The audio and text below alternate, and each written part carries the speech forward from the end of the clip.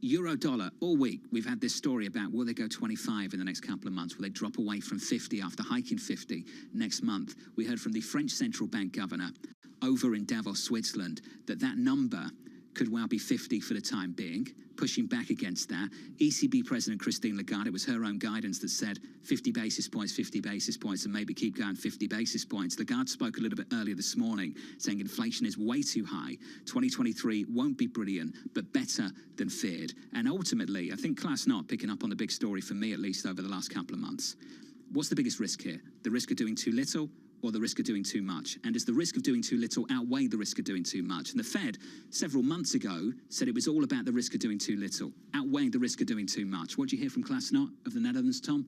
Exactly that same argument over at the ECB. Right. The ECB is only focused on the risk of doing too little right now. Well, that's the politics there of not having a unified fiscal policy. What I would suggest, John, is to me, the great attribute here, moving from Japan, highly troubled, to Europe with a war, to the United States, is the animal spirit of the three economies is starkly different. I'm going to give Europe credit for improving their nominal GDP trend. Japan is hugely problematic on a top-line GDP basis. And, of course, the U.S. leading the way. Is that going to shift this year?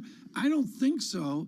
And Christine Lagarde, in a fractious ECB, her major constraint is just the economic might of 17 nations or 20 whatever nations, depending on if you want to count Croatia. On Europe, we started this week, Tom, and we said there's a big difference between good, bad, and better or worse. I miss Bramo. She'd be right on. No, I think this is really important, Tom.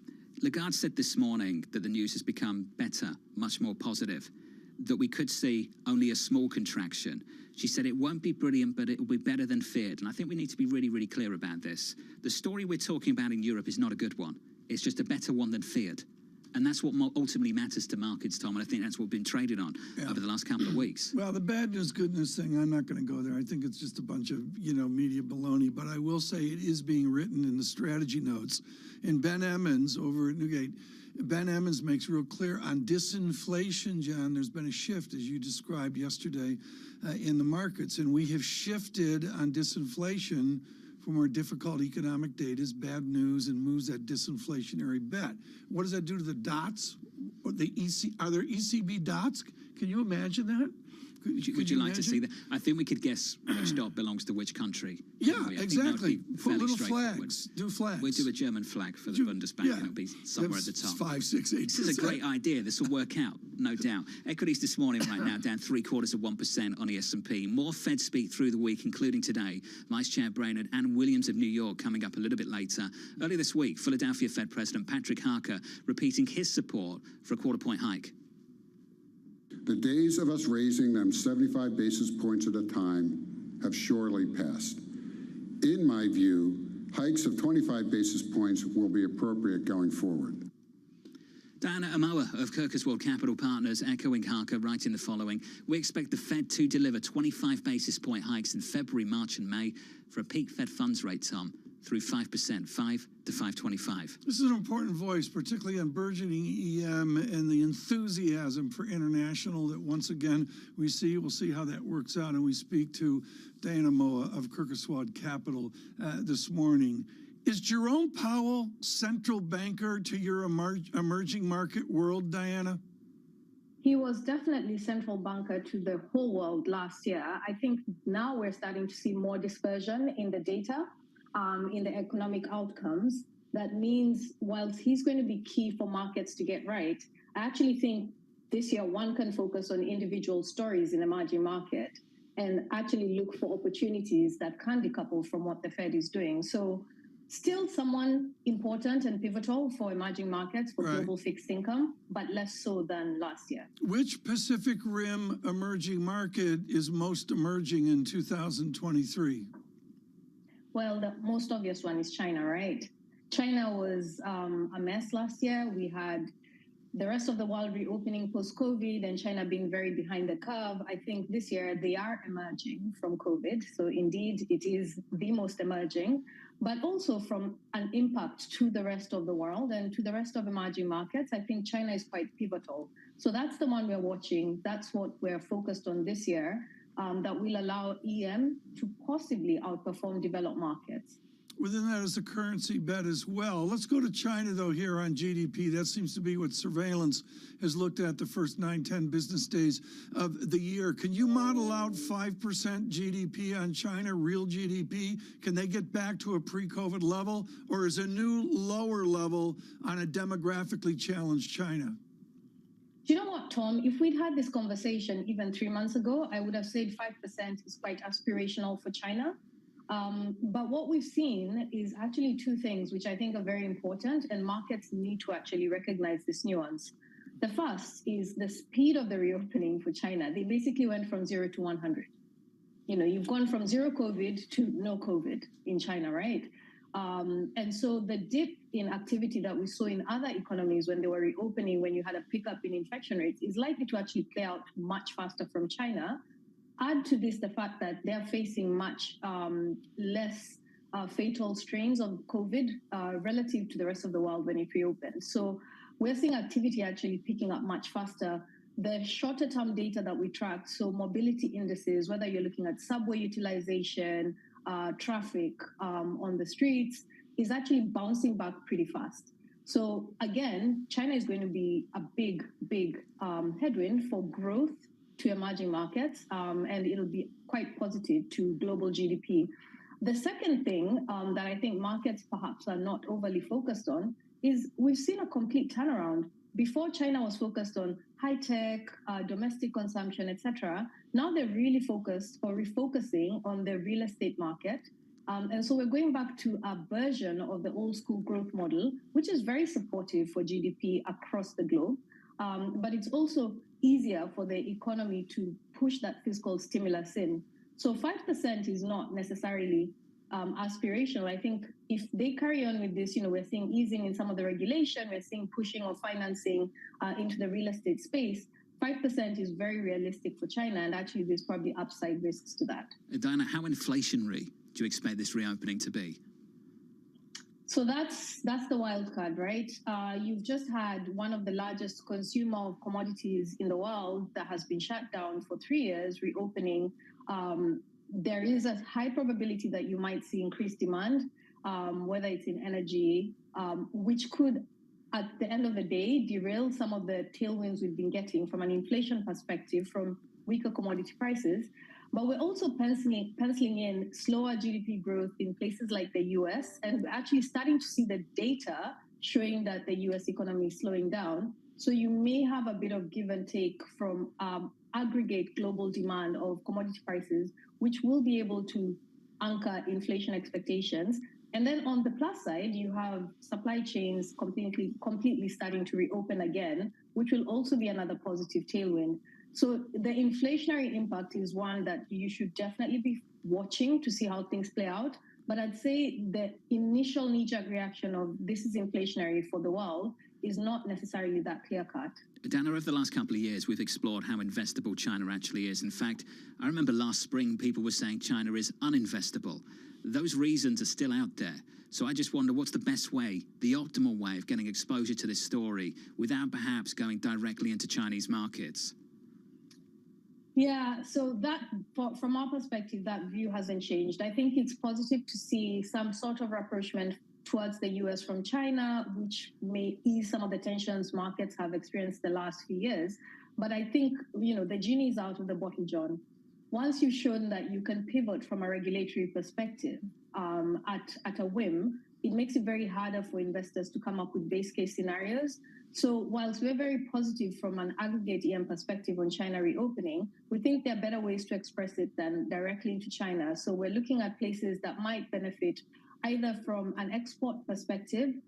So big commodity exporters such as Chile, I think will be looking to benefit from this. And I think that's one place where we're quite constructive on the outlook for the currency going forward.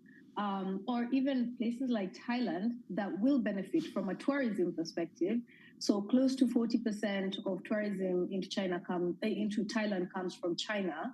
And so we're starting to see those numbers picking up again. And we expect that to be actually a net beneficiary of the China reopening theme going forward.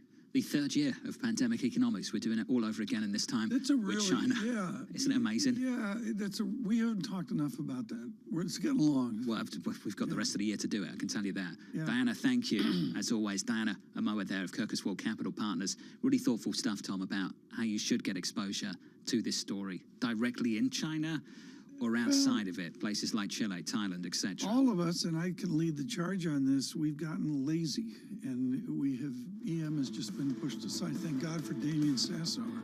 I wouldn't know where Indonesia was unless Damien was reminding me every 3 weeks. I think it's a reason for some surveillance road trips here to penetrate. Yeah, I just think, Tom, over the last decade, the focus has been where the outperformance was, and that was US large cap stocks. US large cap stocks.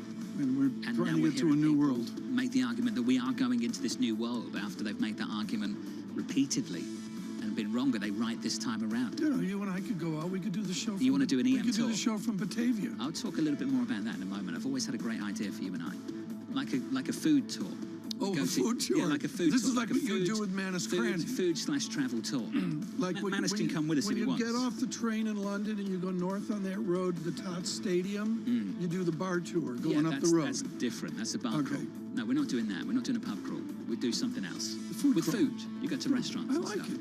It's very original. What were we talking about? What was the spicy thing we were talking about 6 months ago? We'll talk about that in a moment. Bill Dudley coming up, 7:30 Eastern Time. It's 6:42 in New York. This is Bloomberg. Keeping you up to date with news from around the world with the first word, I'm Lisa Mateo. The world's first youngest female leader is stepping down. In a shocking move, New Zealand Prime Minister Jacinda Ardern says she will resign ahead of general election in October. Ardern told reporters she doesn't have the energy needed for a third term in office. The Labour caucus will vote on a new leader January 22nd. The U.S. is adding another more powerful weapon system to a military aid package for Ukraine. Bloomberg's learned that about 100 Stryker armored vehicles will be included in a $2.5 billion package. It will be unveiled as part of a broader announcement by Western allies of new hardware for Ukraine, and that's set for Friday. In the UK, almost 500,000 workers are set to walk off their jobs on February 1st. Unions representing civil servants, teachers, university staff, and train drivers will take part. They're demanding higher pay to cope with the worst inflation in decades. Workers in the UK began mass walkouts in November. Global news 24 hours a day on air and on Bloomberg Quick Take, powered by more than 2,700 journalists and analysts in more than 120 countries. I'm Lisa Mateo. This is Bloomberg.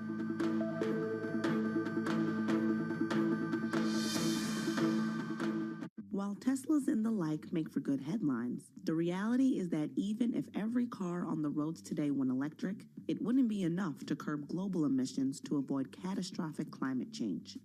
Greenhouse gas emissions from transportation account for about 29% of total U.S. greenhouse gas emissions. So what about the other 71%? Buildings across America burn fossil fuels to operate. What we want to do is make that all electric. Instead of burning oil and gas to give us the energy and electricity we need, we want to do 100% clean energy, all electric. We want to turn buildings into Teslas. Just like a Tesla or an electric vehicle is all electric with no fossil fuels, we want to do that with our buildings. And if we can do it in one building, we can do it in all buildings. And if we do it in all buildings, we'll reduce 30% of U.S. greenhouse gas emissions.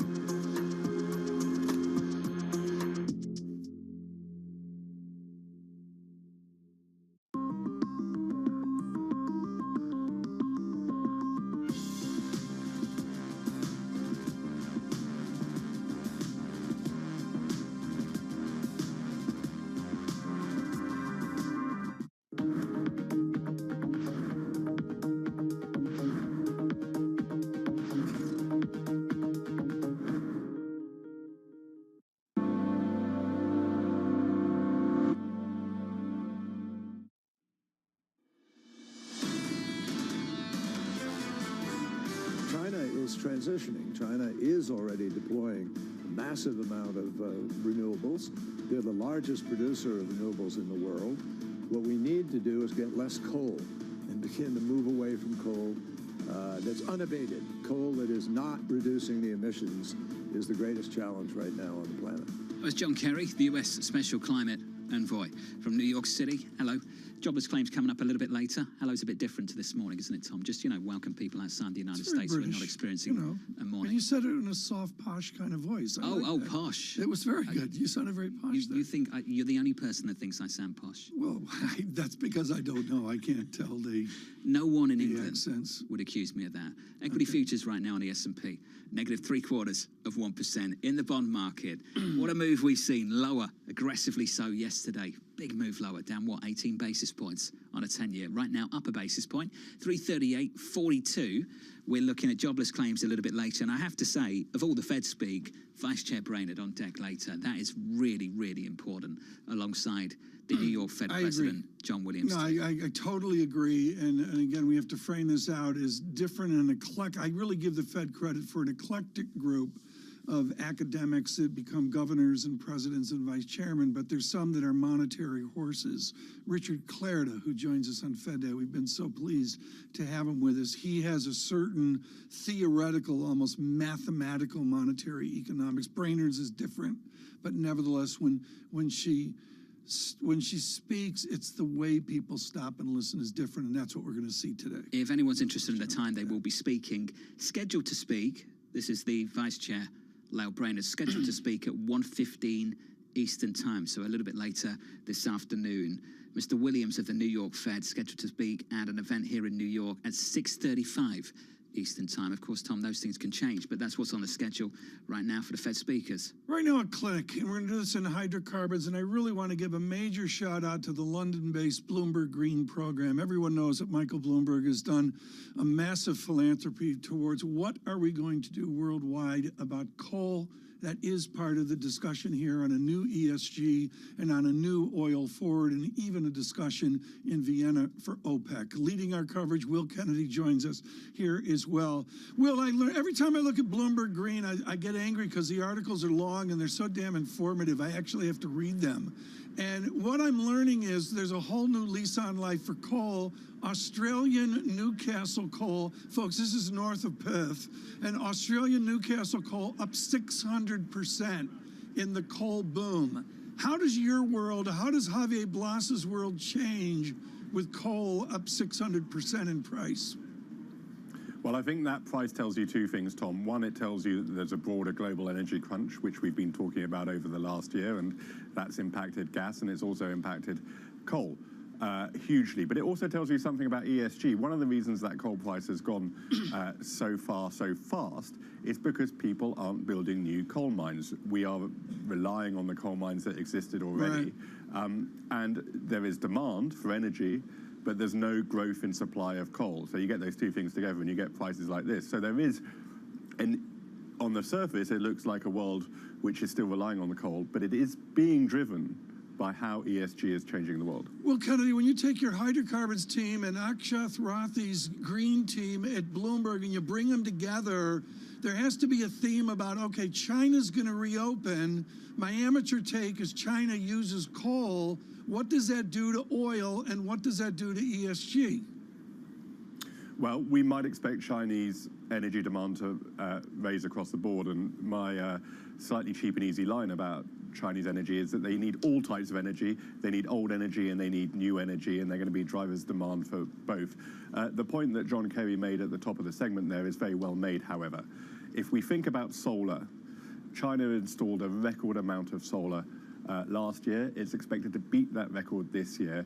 And one staggering fact I was discussing with the team yesterday, China may well install more solar than the rest of the world put together in 2023.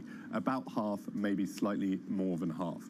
That really tells you, as Kerry says, how much the energy transition is being driven in China. Now, the problem is its demand for energy is such, and that demand will be driven presumably by the reopening that we're discussing all the time at the moment. It's also driving up demand for coal. And they're using more coal. They're not attracted to gas because it's so expensive right now. So both of those things huge investment in renewables, slowly creeping up coal demand exist side by side. Coal supply. Can we talk about that, Will, just briefly, and sit on Europe for a moment? There is this story going around, and we've been talking about it, that Europe got lucky, that Europe just experienced mild weather, and that's how they've gotten away with this, and it could have been much worse. Will, can you tell me how important it has been to actually reopen some of these coal plants? Look, clearly there were times, especially in December when it was very cold across Europe, where Germany was using coal more intensively than India and China. So there's no doubt that Germany got through this winter, and as Javier said in his column yesterday, we can now say, I think, that Europe has got through this winter. But there's no doubt that only happened partly because it was warm, but also because Germany was able to put coal to work.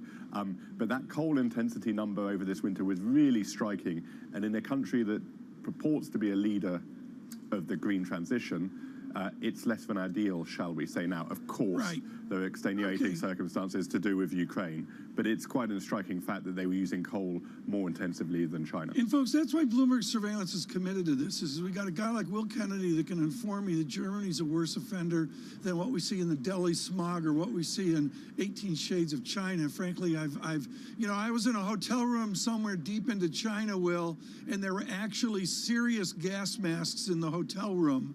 The smog was so bad. Is Germany, is Eastern Europe, is the industrial France, are they going to have gas masks in the hotel room?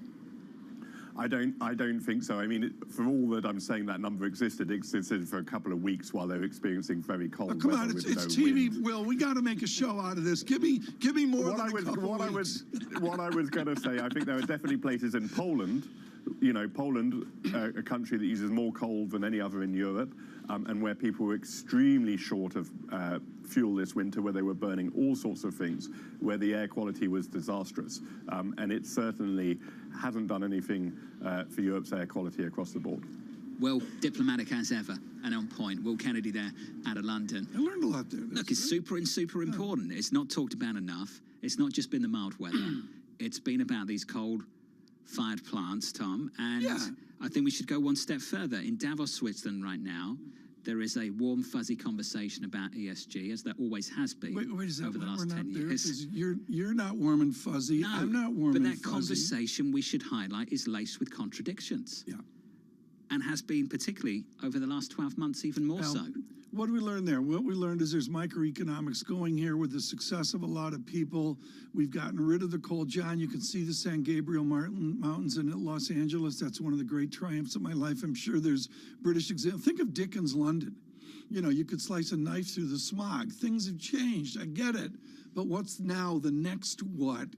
Given this war and given the build-out in coal we've seen, witnessed by Australian mining. Newcastle, John, is north of Perth. Oh, thanks for that. Thank you. Thanks. It's in my agreement, I have to say that. My Australia geography. Why do you pronounce Perth that way? That's because that's the way, if you read Neville Shute and On the Beach in a town like Alice, it was like Ian Fleming, James Bond, you read all of Neville Shute.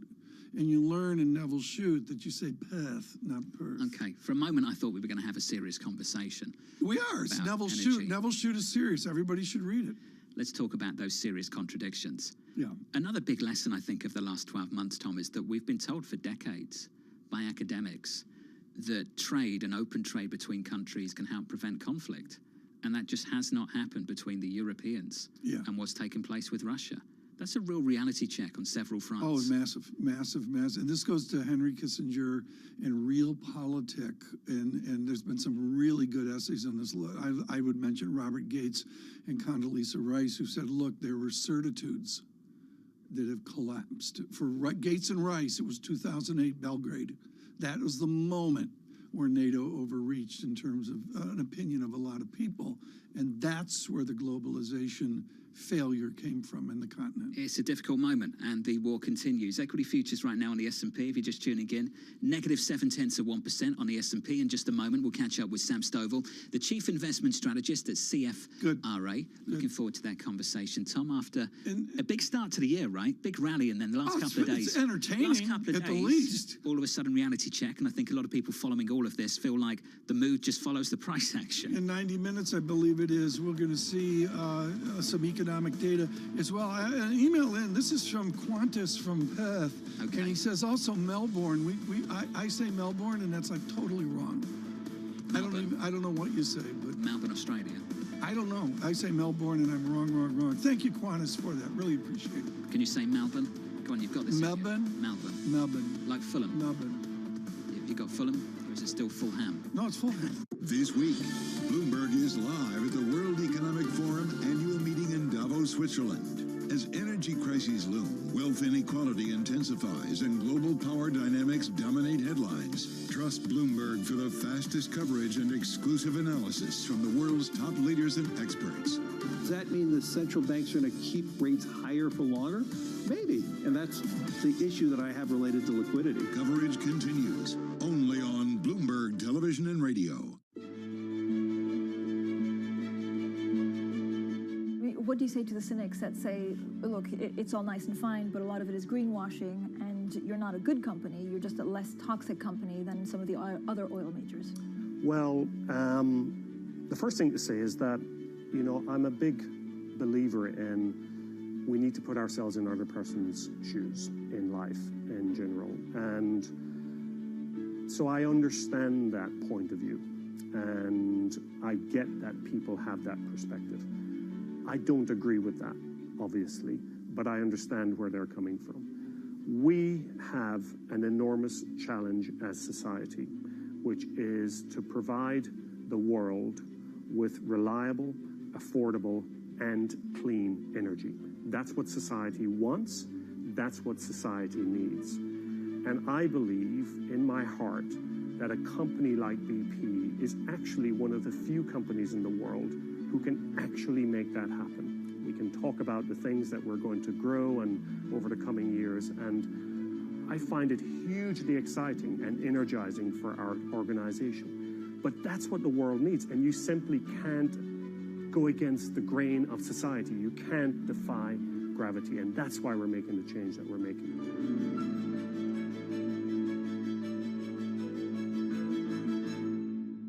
Bloomberg has enhanced search on the terminal to deliver what you need when you need it.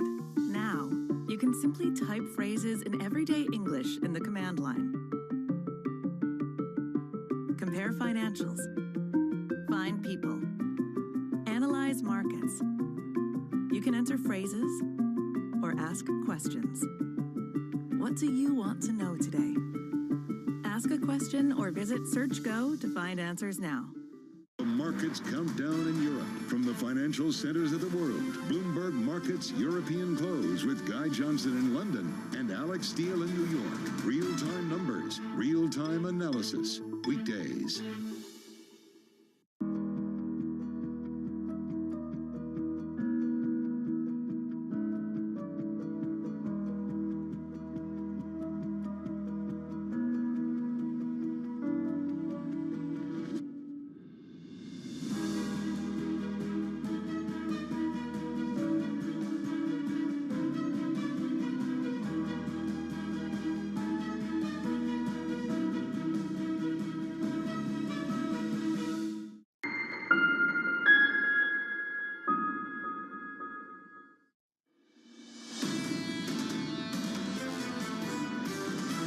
There still are concerns about COVID. There still are concerns about geopolitics, and there still are concerns about whether the long-term growth prospects remain. We're still optimistic that the disinflation story takes hold and goods prices don't have to rebound sharply. The U.S. consumer has begun quite a considerable divestment phase. The impact of a year of very aggressive central bank tightening and quantitative tightening are starting to bite the economy, and they're biting hard. Would just expect that the Fed's hiking for longer. This is Bloomberg Surveillance with Tom Keene, Jonathan Farrow, and Lisa Abramowitz.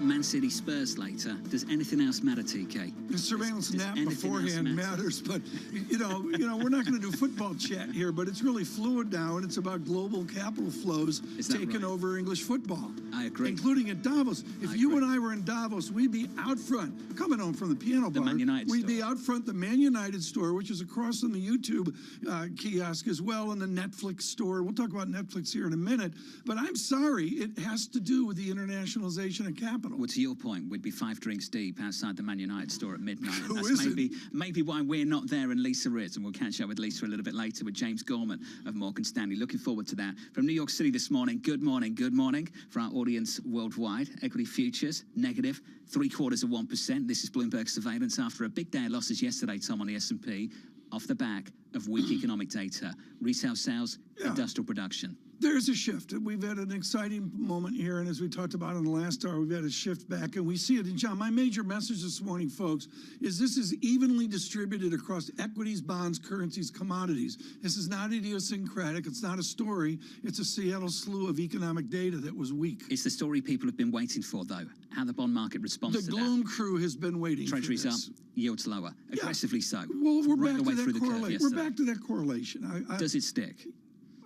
That's the big thing, and maybe it's about earnings season, and with Sam Stovall coming up, that's a good and beautiful thing. And Netflix coming up as well. This is important, and folks, I want to really make a program note of this. No one has been out front on this like Craig Moffett and Michael Nathanson. Jonathan Farrow, in the 9 o'clock hour, we'll have one M. Nathanson on him. John, that could be a 1-hour conversation. Well, it Push should everyone be. aside. Well, let's go back to sport. How frustrated are you right now with all these different streaming services? I line them up any given weekend. I've got Italian football on Paramount. You need that subscription. The Premier League football's scattered. You can see it on Peacock, or maybe you can see it on other networks as well with NBC. And then, Tom, I've got to go from Hulu to Paramount to Peacock and work out where on earth all this stuff is. There's got to be a consolidation. That's the only solution. That's and the basically what consolidation Michael Nathanson is saying. will not come from the bankers. It'll come from the public, and they're going to look at the gradients of to be posh and British this morning. The gradients. They're going to look at the gradients at cable. You're laughing at me. Sure. Brahma wouldn't laugh. You laugh. The cable gradients are there, and that's what's going to change the dialogue towards consolidation. Cutting the cord in the United States, is that big theme over? Have we got the mass penetration we were waiting for? Feels like, Tom, can I use the word crappy? I just used it. Feels like it's turned into the I don't know crappy if you can say cable that on business radio. that this wasn't meant to be. Wouldn't you agree? They were spending all this money on content, had all this growth, and all of a sudden, bang, reality check. Can't spend all this money on there's content, more- don't have all this growth. There's more money being spent on contact, but the gross, I'd love to talk to Michael about this, but you have him, I don't. And the bottom line is the gross Hollywood P&L is one big loss. I mean, that, and whether it's movies or whatever. And, we'll talk about this through the day to the interest of Netflix this afternoon. I watched Avatar for you over the weekend. I'm glad you did tonight.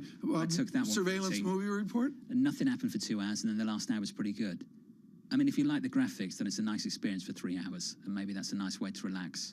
But I don't get it. I know people are obsessed with that movie, the first one from a decade ago. We're going to get the sequel after this one, and maybe another one as well. There was one magic night. This is at the piano bar years ago in the heart of Titanic, and there was James Cameron talking to us. Right. Me and Emily Hoscodzel, who invented all of this with us. And he was really down to earth, and he was riding high with Titanic. And imagine what he did. He went on and redid it again with Avatar. That's pretty cool. Unbelievable success, and this movie's been a massive success This as show well. is just cratered here. Well, just want hey Tom, we're doing serious stories. Netflix. No, it is. Sport. Frankly, we should weight it like we weight bankings. You and I are both guilty of that. Sure. We're very bank-centric. Agree. Let's whip through the price action. Equities look like this on the S&P. We're down 0.8% on the S&P 500. Yields up after moving aggressively lower in yesterday's session. A bit of a bounce up, 2 basis points on a 10-year. 338.78. ECB official after ECB official this week saying, guess what? More rate hikes to come. Euro dollar just a little bit stronger on the euro side of things. That currency pair positive, 0.25%. 108.22 on euro dollar. Joining us now is Sam Stovall, Chief Investment Strategist at CFRA. Sam Stovall, can you tell me, are we going to see a big rally that continues through this year off the back of this China reopening story, or are we starting to get a reality check about what's going to happen with the economic data right here in America? Hey, Jonathan, good to talk to you. I think that China will be assisting economic and earnings growth as the year progresses, but I don't really think it's going to be a V-shaped pivot. Once they do open up, there are too many problems that investors have to overcome in the first half of this year here in the U.S. Questions being whether we do end up in a recession, how deep is it going to be, et cetera. Sam, the arc of Robert Stovall to Sam Stovall is the arc of value lines sitting on the floor that you would trip over in the acclaimed STAR system of what you do at CFRA. And what's so important here, folks, is Stovall's not afraid to look at every sector where financial media is completely focused on tech and banking. It's a disease you know it, Sam. Which sectors matter right now that nobody's talking about? Well, what I find very interesting, Tom, is that we are seeing a rotation out of the defensive sectors, consumer staples, utilities, and into those groups that were beaten up back in 2022. I like to say that following a decline in any calendar year, the market has risen an average of 14% in the subsequent year, and we tend to rotate from first to worst, meaning that we tend to move out of those sectors that held up the best during the market decline and into those that were beaten up. So areas like consumer discretionary, communication services, real estate, et cetera. Right. Sam, the 2-year yield it's a textbook chart, folks. It's screaming lower yields. Let's say, as a broad sense, Sam Stovall, you and I agree there's a disinflationary tendency. What does that do to your STAR system? What does that do at the top line revenue growth?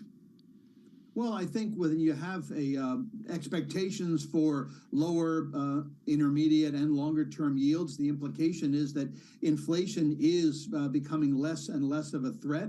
The Fed probably won't need to be raising rates as much as they are telling us we need to worry about. We're thinking that they end up pausing after the rate hike on February 1st. And history tells us 9 months after the last rate hike, the Fed tends to cut interest rates. And so I would tend to say that we're likely to see an improvement in earnings expectations, an improvement in revenue growth prospects, and overall profit margins as well. Can we talk about one industry, autos? Autos are at a really, really interesting point right now because we just had Tesla come out in the last week and deliver 20% price cuts in some places, including the United States and Europe, on some products. Sam, can you tell me how you think about how that might bleed through the rest of the industry?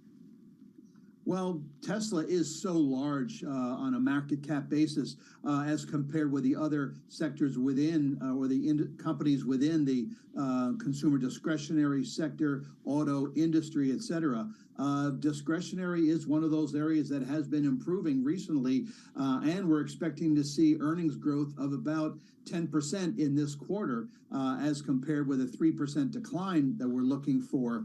Also, I think that the real question is if we can get Tesla to turn around. Our analysts are still optimistic on Tesla shares a year from here. But I think, once we get that kind of a rotation, then I think we could end up seeing an improvement in the sector, in the industry, and it's not just going to be Ford that's going to drive the way. Well, can we just pick up on that? Because I think this is really important. Initially, when we saw those cuts, a lot of people saw a problem with Tesla.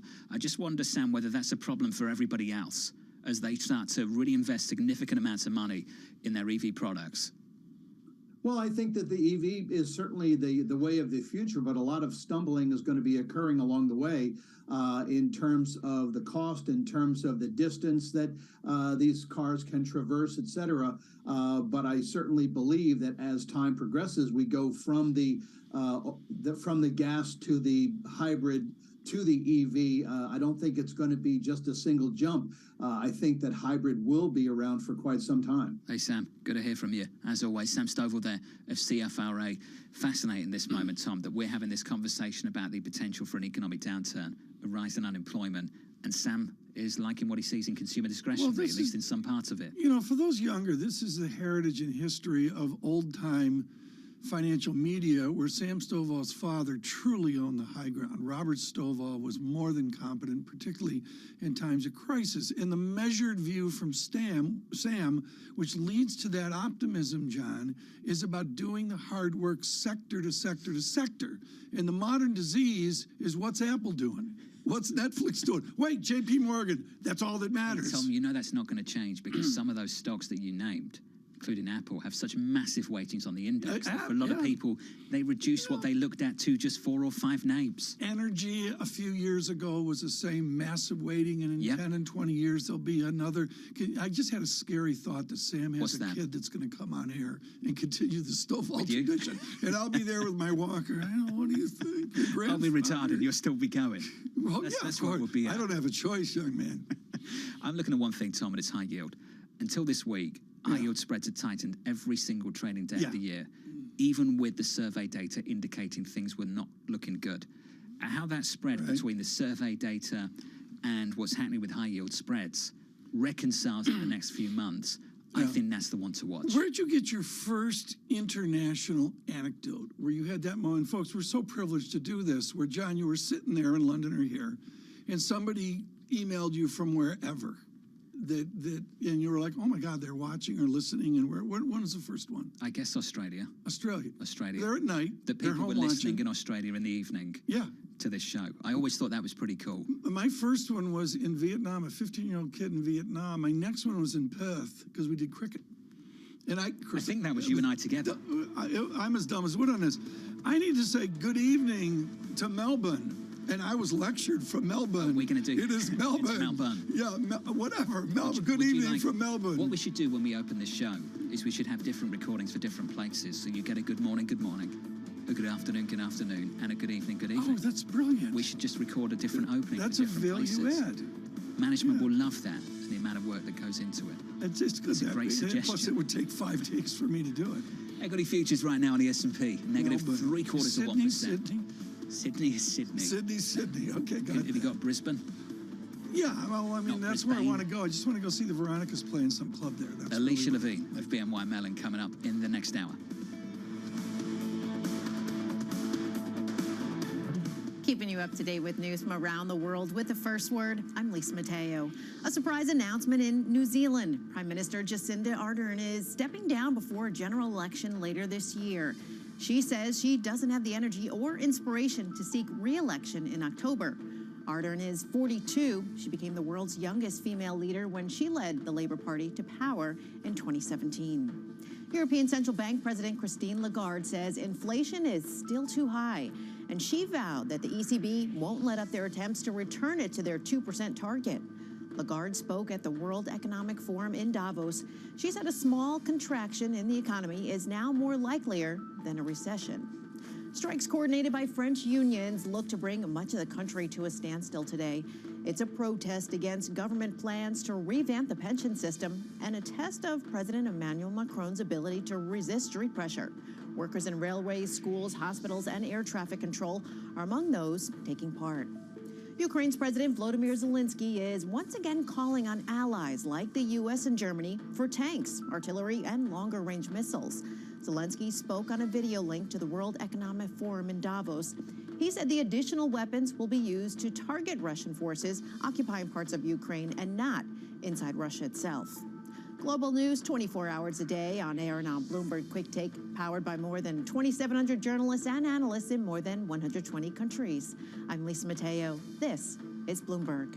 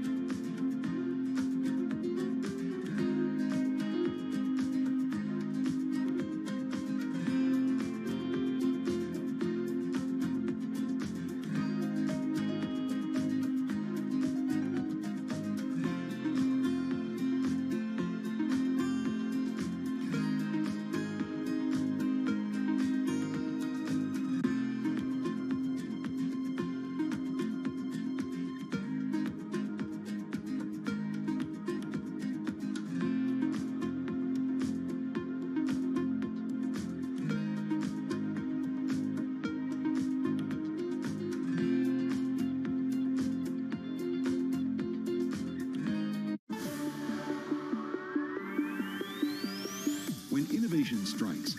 Bloomberg Technology is there with the news and analysis you need. Every weekday, only on Bloomberg. got to explain this one to me.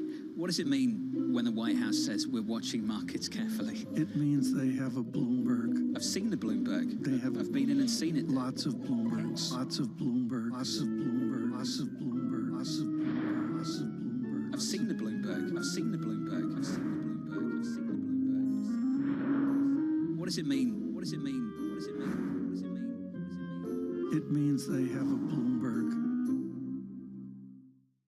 A multi-trillion-dollar industry. There's a lot of ground to cover. Commodities got absolutely crushed. We'll show you what's happening in ETFs like no one else. Bloomberg ETF IQ. Monday on Bloomberg. Friday, Bloomberg's Michael McKee speaks exclusively with outgoing Kansas City Fed President Esther George. What has she learned?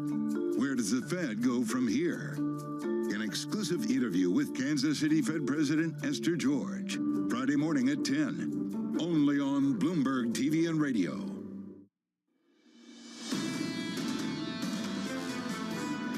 Similarly, the debt limit. I've been through a lot of these. I think at the end of the day, we will meet our obligations and not cause substantial disruption. But God, I wish we could move past this. It would be catastrophic for the United States and for our sense as a serious country if we were to actually default. That was Larry Summers, the former Treasury Secretary, catching up with Bloomberg's David Weston over in Davos, Switzerland. From New York this morning, good morning. Looking forward to that conversation with Mike McKee, with Esther George, the outgoing Kansas City Fed President, Tom. A little bit later this week. That'll happen tomorrow. What time is that, Mike McKee? 10 a.m. Eastern time? 10 a.m. Eastern. Very cool. You're going to the west of the country? You're going to Kansas? Yeah, going to Kansas City. Very cool. Everything's up to date there. Everything up to date on what front? He has no clue what you're talking about. He's not old enough. Old Broadway show. What are we talking about? It's what are we? It's a song from the Broadway show, Oklahoma. Oh yeah, I did Oklahoma. I did Oklahoma at school. Yeah, I was in Oklahoma. Really? Acted in Oklahoma. Yeah. You were in Oklahoma. Yeah. I think I was the guy called, what was his name? Ali Hakim, who went around selling stuff. He was the salesman. Oh, for a video. video. That came through the town. I'm not sure we've got that on video. I'm not sure we have. I hope we haven't. That's for sure. Here's what we're going to do. We're going to do a task force, a roundtable here on the silliness of the debt ceiling, the debt limit. I'm going to do a bit of history. Mike McKee joins us now, truly with the knowledge of the mechanisms involved and the damage that Professor Summers and most importantly, the president of the New York Fed, former president of the New York Fed, Bill Dudley, talks about as well. And Amory Horton joins us in Washington with the political realities of the moment. Michael McKee, my mother sold war bonds, not World War I, I'm not that old, but she sold war bonds in World War II, and this was getting from Congress running things in 1917 out to 39 and 41, where they lost control of the debt process, and we began the silliness of the debt ceiling. Is this debate now like the 47 other debates that we've had over the years from 41? It's the same in the sense that we have to raise the debt limit, which was originally designed to make it easier, because Congress used to have to pass approve every bond sale in a separate vote. It was designed to make it easier for Treasury to sell debt as we went into World War I, but now it's become a political football. And if the closed captioning on the TV is going to show what I say, just put sigh in there, because this is one of the more ridiculous things. Larry Summers said he'd been through many of these. I've been with him. 1995 was the first one of these I saw, and I remember that the Treasury Secretary at the time, Bob Rubin, came up with the extraordinary measures that they are now using, going into effect today. Janet Yellen announced it because you can see we hit the debt ceiling today. They basically are kind of accounting, bookkeeping things. They suspend investment in several retirement funds for civil servants, and then once this is all settled, they make them whole. Although once in the past, they lost about $1 billion because they didn't get made whole. The issuance of state and local government securities, which is very wonky. Hasn't been done yet, but that may be coming very, very soon. We go back to 2011. That's the one that really got everybody's attention because that's the one where S&P downgraded the U.S. and we almost had a major problem. This is the stock market and also credit card rates at that time. And you can see S&P just plunged when we got to the debt limit cliff and almost went over. And it sent rates for borrowing up significantly. And it was a major problem for the U.S. economy. And people tend to forget that. And this is when we did not default. If you look at what could happen, this is what Moody's guesstimates could happen if we hit a default. Come on. GDP falls by 4%, you get 9% unemployment, and we destroy $15 trillion in wealth. Now, this doesn't even address the fact that for years thereafter, our interest rates would be higher. Let's bring in Anne-Marie Horton here now. And Anne-Marie, I'm going to suggest that the debt limit debate has a moral or almost religious tinge, a Calvinist tinge of debt is bad and morally, the whole thing. How much of the Washington ballet is about the moral debate of this debt ceiling? Well, this is really, it's political grandstanding, right? And this is an easy way for both sides to throw punches at each other. What we heard yesterday, and we talked about the last hour from Senator Manchin, is this idea of actually looking at it maybe in the way we did in 2010, which was this council that was basically called the Simpson-Bowles Council of 2010. But the issue is the right doesn't want anything when it comes to including tax hikes, but the left doesn't want to cut down on spending programs. So then you're left with basically this panel and their recommendations evaporating. So he was trying to incite that kind of mode of bipartisanship to look at issues on all fronts. But the issue is, Tom, both sides have drawn their battle lines. The Republicans are saying they will not raise the debt ceiling, which, by the way, is fake in the sense that Congress has imposed the debt ceiling, right? They say they will not raise it unless there are spending cuts. And the White House and Democrats, on the most part, are saying these are two separate issues, and we are not going to be taken hostage by the debt limit. So the battle lines are drawn. Whether or not they come and have a discussion, we have to wait and see. It's just too early. You know how people on Wall Street view all of this? Just instantly on a Bloomberg, one message from a terminal subscriber, and Treasury yields rally on a flight to safety from default. There is this attitude on Wall Street that, Mike, this kind of stuff just doesn't matter. We get there. It's important, but ultimately it's avoidable. And the true test of how people feel about treasuries is that when we get closer to this, they buy them. Is there any reason to believe it's different this time? Yes, and that's the problem. I mean, we've gone through this many times. It's Republicans who usually bring this up. Debt ceiling was raised 4 times without any problem during the Trump administration.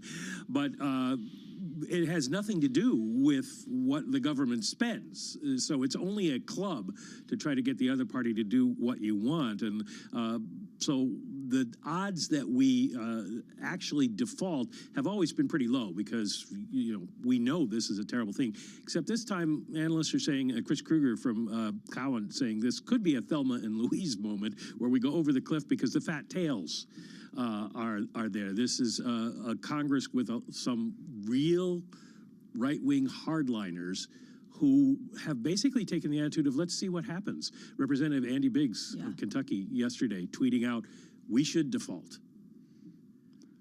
I mean, that's stunning. I think that moment of silence is important. Mike, that's stunning. Anne-Marie, well, I would go to Anne-Marie on this. I think it's important here. The new right, what's their power here to take a moral stance on the debt ceiling different from the ones Mike McKee's experienced? Well, and to Mike's point with Representative Andy Biggs' tweet, the White House is just using that as fodder to say, look, these Republicans are not serious about the health of the U.S. economy. This is different, as Mike says, because of these groups of hard right-liners. And their power was on full display at the start of the 118th Congress. It took more than a dozen votes to elect a speaker. Again, this is the plumbing of Congress, the plumbing of democracy. This should not have been a spectacle in the way it was, and in terms of how we've seen it in the past, right? You come, there's a plan, you have the power, but they used it for mass concessions. Some of those concessions, by the way, are about this issue, the debt ceiling, and the power they have is this one motion, Right. one individual to vacate, meaning one person can call for the ousting of McCarthy if they don't like how he's handling a situation. The debt ceiling is the situation that is going to be front and center for the next 6 months. We're going to talk about this at length, but Robert Skidelsky, the giant from the University of Warwick, he makes clear looking Warwick. Oh, excuse me. I thought it was Warwick. It used to be, I mean, it's my former school. So, you know. Oh, it is. I didn't know that. Tom speaks English, but not British. But David Graeber has a definitive debt. The 5,000-year history, and as Skidelsky of Warwick states,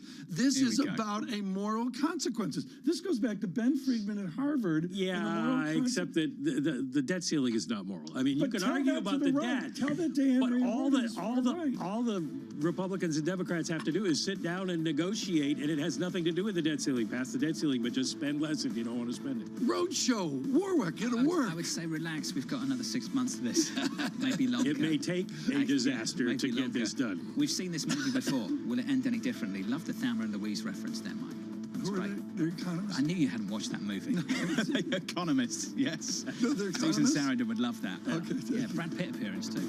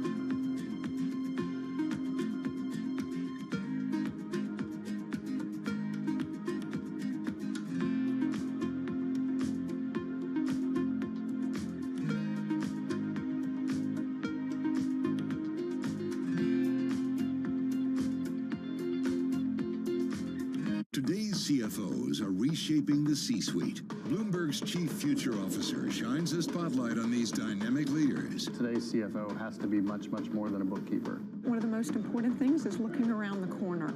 We have to let go of the traditional legacy department store. Their impact goes far beyond the balance sheet. And on Chief Future Officer, they focus on much more than just revenues and margins. You also have to be credible business leaders in order to really impact the business and steer the direction. We are like biologists. We need to deeply understand the financial DNA of a company. People just come with a playbook and say, okay, we're going to roll that. Don't do that. Think longer term. It's an amazing time to be in this role. It's a lot more than the profit today. It's building the future of tomorrow. Get passion, perspective, and more from the Chief Future Officers of some of the world's most influential companies. A new episode every month, only on Bloomberg. Friday, a special Wall Street week from the World Economic Forum in Davos, Switzerland. This is Bloomberg Wall Street Week. I'm David Weston. Join Bloomberg's David Weston as he engages with the foremost business, political, and cultural leaders for discussions on wealth inequality, global power dynamics, and more.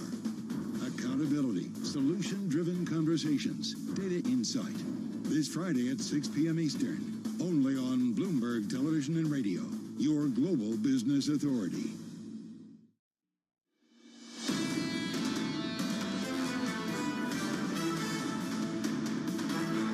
Only you would think Thelma and Louise were economists. Only you would come up with that. I'm sorry. I've had a sheltered life. I can tell. From New York City, let's get some price action for you on the S&P. Got a message a little bit earlier this morning. Tom, good night from Sydney. So there you go. There you go. It's go. Sydney. You put it. Okay, thank you. I like there's that. Another one in Australia tuning out.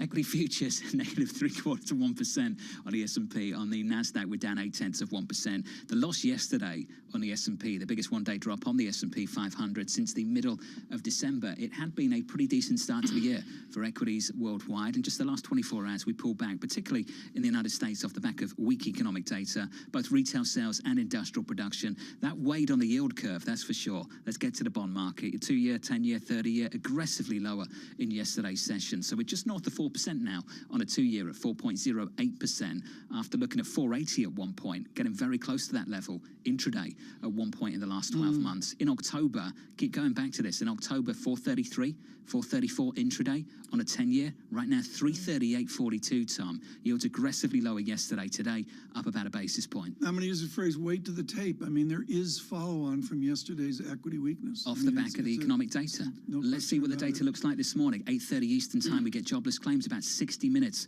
from now. Let's finish on foreign exchange. Euro-dollar looks a little something like this. The euro against the US dollar, 108.19, 108.20, positive 0.25%. I've got to say the hawkish ECB speak continues. It was the French central bank governor in Davos, Switzerland, speaking to Francine yesterday. Today it was ECB President Christine Lagarde. And not only her, but also the Dutch central banker, Klaas Knot, from the Netherlands, saying we are focused and only focused on the risk of doing too little right now. The ECB right now sounds like the Federal Reserve maybe in late summertime. Yeah, I like that idea that they're 6 months behind, maybe 3-4 months behind, but I don't know what they're behind into because they have a war we don't. And I just think it's not that Madame Lagarde could be overcome by events, but I just think it's way more fluid. Yeah, good news. Let's frame what good news actually is in Europe. Good news is avoiding recession. They're still looking at something like 0% GDP growth through this year, Tom. Are we going to get some good news later this summer? The debt ceiling standoff looms in Washington. Bloomberg Opinion's Bill Dudley wrote the following: the debt limit doesn't contribute meaningfully to fiscal discipline. It encourages political grandstanding. It risks the default of the world's wealthiest and most powerful nation. Tom, it should be abolished. The words of Bill Dudley on Bloomberg Opinion. Strong language. William Dudley is an important economist. Yes, the former president of the New York Fed, but someone more than any at the Fed steeled in the grind of market economics and actually working day to day through policy realities. Bill Dudley joins us this morning, writing for Bloomberg Opinion, a huge contributor. Bill, I was talking with our Michael McKee, and this goes back to McKelvey and you on the fiscal state of the nation at Goldman Sachs. In 2011, and even more recently in 2015, the Fed was proactive in modeling out debt ceiling outcomes. Do you just presume they will do that this time? And how will Jerome Powell and company assist Congress in measuring those tail risks? Well, there'll definitely be contingency planning. What do you do if there was a default on the debt? What do you do if there's not a default but prioritization of payments? The way it works is if you actually run out of money, the Treasury will decide what payments to present to the Fed. Presumably, the Treasury will decide to prioritize debt repayment and interest payments so there isn't a technical default. And then the Fed will basically honor the payments that the Treasury presents. But what the Fed can do also is actually shore up market functioning in the Treasury market. What we saw in 2011 is the Treasury market got very unsettled as we got close to the deadline. People don't want to buy Treasury bills that are maturing right around the time when the debt limit could be binding. Money market funds, there were outflows from Treasury money market funds into commercial banks. And so the Fed does have a responsibility here to try to preserve market functioning. And there's also the question, of course, of the debt auctions themselves. The Treasury auctions the debt, but the Fed actually runs the auction process. And it's really important when we have those auctions that there are more bids than what's on offer. If there were not enough bids, an auction would fail, and that would be a terrible blow to the financial markets. You know, I look at this, Bill, and I'm going to go to your Berkeley economics and the great Barry Eichengreen and what he said about gold and the emotion of gold. How do you respond to the moral consequences of our debt, the emotion of the right, and they had a huge response to your Bloomberg essay, the moral consequences of this debt? How do you respond to that like Eichengreen would respond to gold?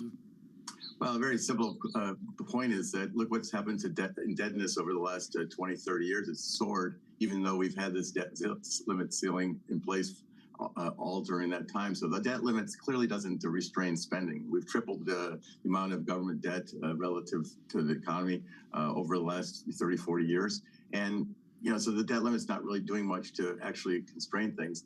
I also think you don't really want to mess around with the creditworthiness of the United States, because if you do mess around with it, even if you avert a disaster in the end, it can have consequences. In 2011, the debt limit was raised at the end of the day barely in a timely way, and yet the S&P downgraded the rating of the United States from AAA to AA+. So there was a consequence, even when there wasn't a technical default on the debt. Bill, you experienced this when you were at the Fed. Mike McKee was talking to us earlier. He just messaged me. He said the FOMC in 2011 and 2015 gamed out possible Fed responses to a default.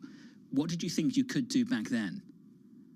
Well, I think there's a couple of things the Fed can do. The Fed can basically tell market participants that we're going to continue to engage in the Treasury market. We'll take defaulted securities as collateral, just as well as the securities that haven't defaulted.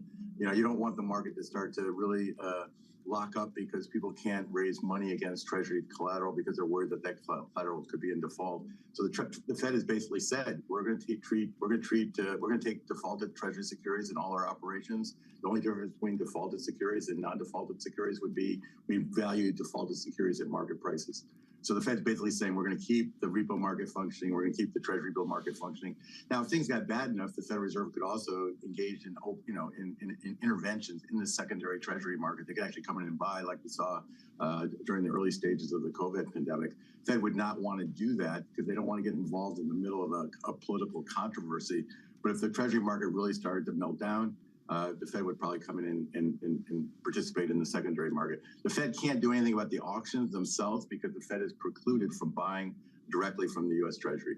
So, Bill, let's just build on this. The attitude of people on Wall Street, as you know, and we're all familiar with, is that this happens, we get through it, and if it gets dicey, guess what we do? We buy treasuries. Now, Bill, you get all those kinks at various tenors at the very front end of the curve on T-bills, but, Bill, ultimately, people still buy treasuries. Do you see that changing whatsoever? I think that that's what generally happens, and I think that's mostly right. I mean, basically what people assume is that there's going to be a lot of drama, but in the end, the debt limit will be raised in time. Now, so what that means is if we mess up even just one time and don't raise the debt limit in a timely way, it's going to be a huge market surprise. So you go from thinking that the probability of default is 0.01% to all of a sudden there is a technical default. It'd be a huge blow to financial markets. Bill, tell me about our ratios as compared to the maximum doom and gloom of Japanese ratios. To our listeners and viewers, in a debt ceiling debate, the 3 or the 4 or the 5 ratios that matter, are we fiscally constrained or are we doing okay? Well, I think the big difference between us and Japan is we very much depend on the kindness of strangers to hold our government debt. The U.S. has run, as you know, current account deficits for decades. And so a lot of the U.S. assets are held by foreigners. Foreigners don't have to hold U.S. debt, obviously. And so there is a risk that they could decide that maybe the U.S. isn't so creditworthy. Well, they're creditworthy, and I guess we're going to, as John mentions, Wall Street says, okay, let's get through this in the autumn and move on, and you suggest there could be a singular damage given one screw-up. What is a proactive process of Secretary Yellen, not to get a bipartisan support, that's impossible, but what is a proactive process of Secretary Yellen to solve this before the autumn angst?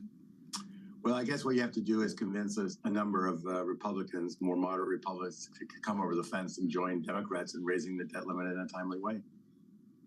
Bill, I just want to wrap things up with the recent economic data if we can, because we have about 60 seconds left with you. The recent survey data, Bill, how much weight would you put on it? What we're seeing in the ISM, what we saw in Empire Manufacturing earlier this week? Yeah, things are definitely weaker, although I think part of this is just the rotation away from goods back to services. And I think we really need to see the January data because we don't know how much Christmas sales were distorted by the fact that people bought a lot of stuff in prior years during the pandemic. So I want to see what the January data looks like, and then I'll have a better sense of whether this Christmas weakness is just a lull or whether it's something more serious. How would you change your thoughts going into the next FOMC meeting if you were still there? Does this do anything to change your thoughts about the pace, the ultimate destination? They've made it very clear that it's going to be 25 basis points at the next meeting, and the weaker inflation data and weaker activity data confirms that. I think it's almost certain that they're going to do another 25 basis points move in March. And then maybe the May meeting's up for grabs, but I think it's going to be hard for them to stop because if they stop, financial conditions are going to ease and the amount of Fed rate is going to lessen. Bill, this was great, as always. Thanks for squeezing that in at the end. We appreciate it. Bill Dudley there, the former New York Fed president, on policy, and not just on Fed policy, Tom, on this debt limit debate that we're going to have later this summer. The ex-date, I'm told, is either as early as July or maybe as late as perhaps October, Tom. So that's a big window. What's so odd about this, and this is, of course, reading Goldman Sachs' Dudley McKelvey cover to cover a million years ago, is John, it used to be partitioned. The Fed never talked about the dollar. The Fed at angst talked about fiscal policy. There was no modern monetary theory conflating this where Congress helps a solution of monetary troubles, et cetera. And now it's all in a jumble together. And for our listeners and viewers, I don't even know how to advise them who to listen to. I'm not even sure where you go within this debate. I think Bill nailed it. No one expects this to be a problem. So if it is one, it could be absolutely massive. Yes, that's the issue. 100% You'll hear it again and again and again, and I hear you at home. I know what you're saying. They're going to buy treasuries when things get dicey. That's what always happens. Does that change this time around? That's the question. That is the question. There is no other got to one. look at. To me, I was going back and forth with Anne Marie on this. I want to make clear the political grandstanding phrase that Dr. Dudley used in his important essay is there. Why is there political grandstanding?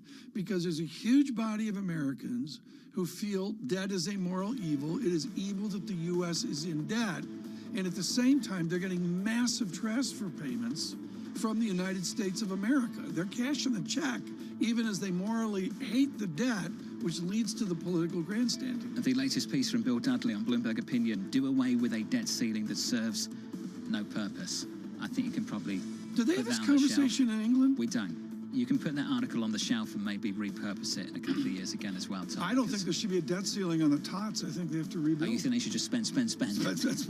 I bet. No bias there, Tom. No bias there. Equity futures on the S&P down 0.8 to 1%. This is Bloomberg. Keeping you up to date with news from around the world with the first word, I'm Lisa Mateo. The world's first youngest female leader is stepping down. In a shocking move, New Zealand Prime Minister Jacinda Ardern says she will resign ahead of a general election in October. Ardern told reporters she doesn't have the energy needed for a third term in office. The Labor caucus will vote on a new leader January 22nd. The U.S. is adding another more powerful weapon system to a military aid package for Ukraine. Bloomberg's learned that about 100 Stryker armored vehicles will be included in a $2.5 billion package. It will be unveiled as part of a broader announcement by Western allies of new hardware for Ukraine. That's set for Friday.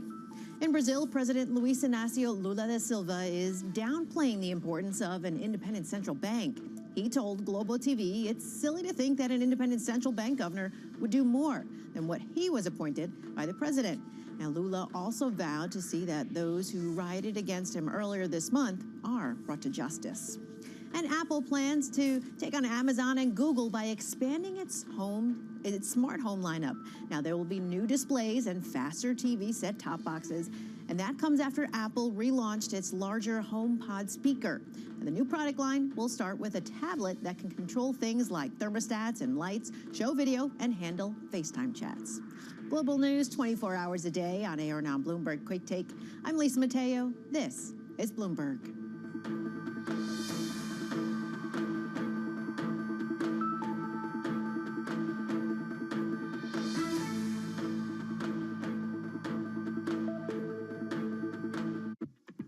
When you think space, you probably think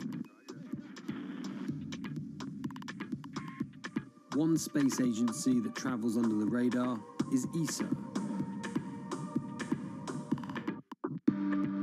which is surprising considering what the European Space Agency has achieved and how vital it is to the global space industry. We've collaborated with pretty much everybody who is involved in space exploration. But ESA wants to be a leading force in furthering humanity's mission into space. Commander Ground, do you copy? Copy. If we want to have successful human missions to Mars, we are going to have to learn to live and work off-world in a different way. The place where we are going to learn to do that is on the moon. Can ESA help humanity take its next giant leap?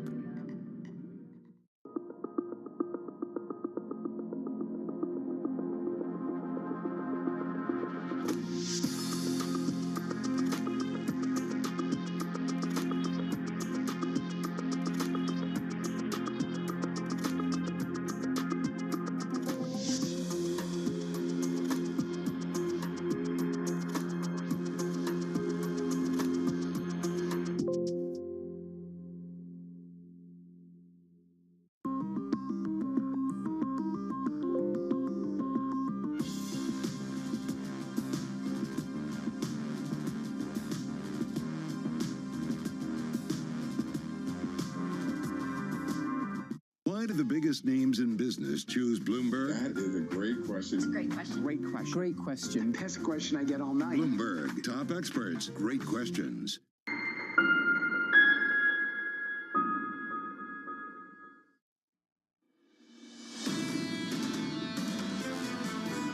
What is different this time is everyone's on the lookout for a bubble. Is there complacency or not? We've all been expecting a recession.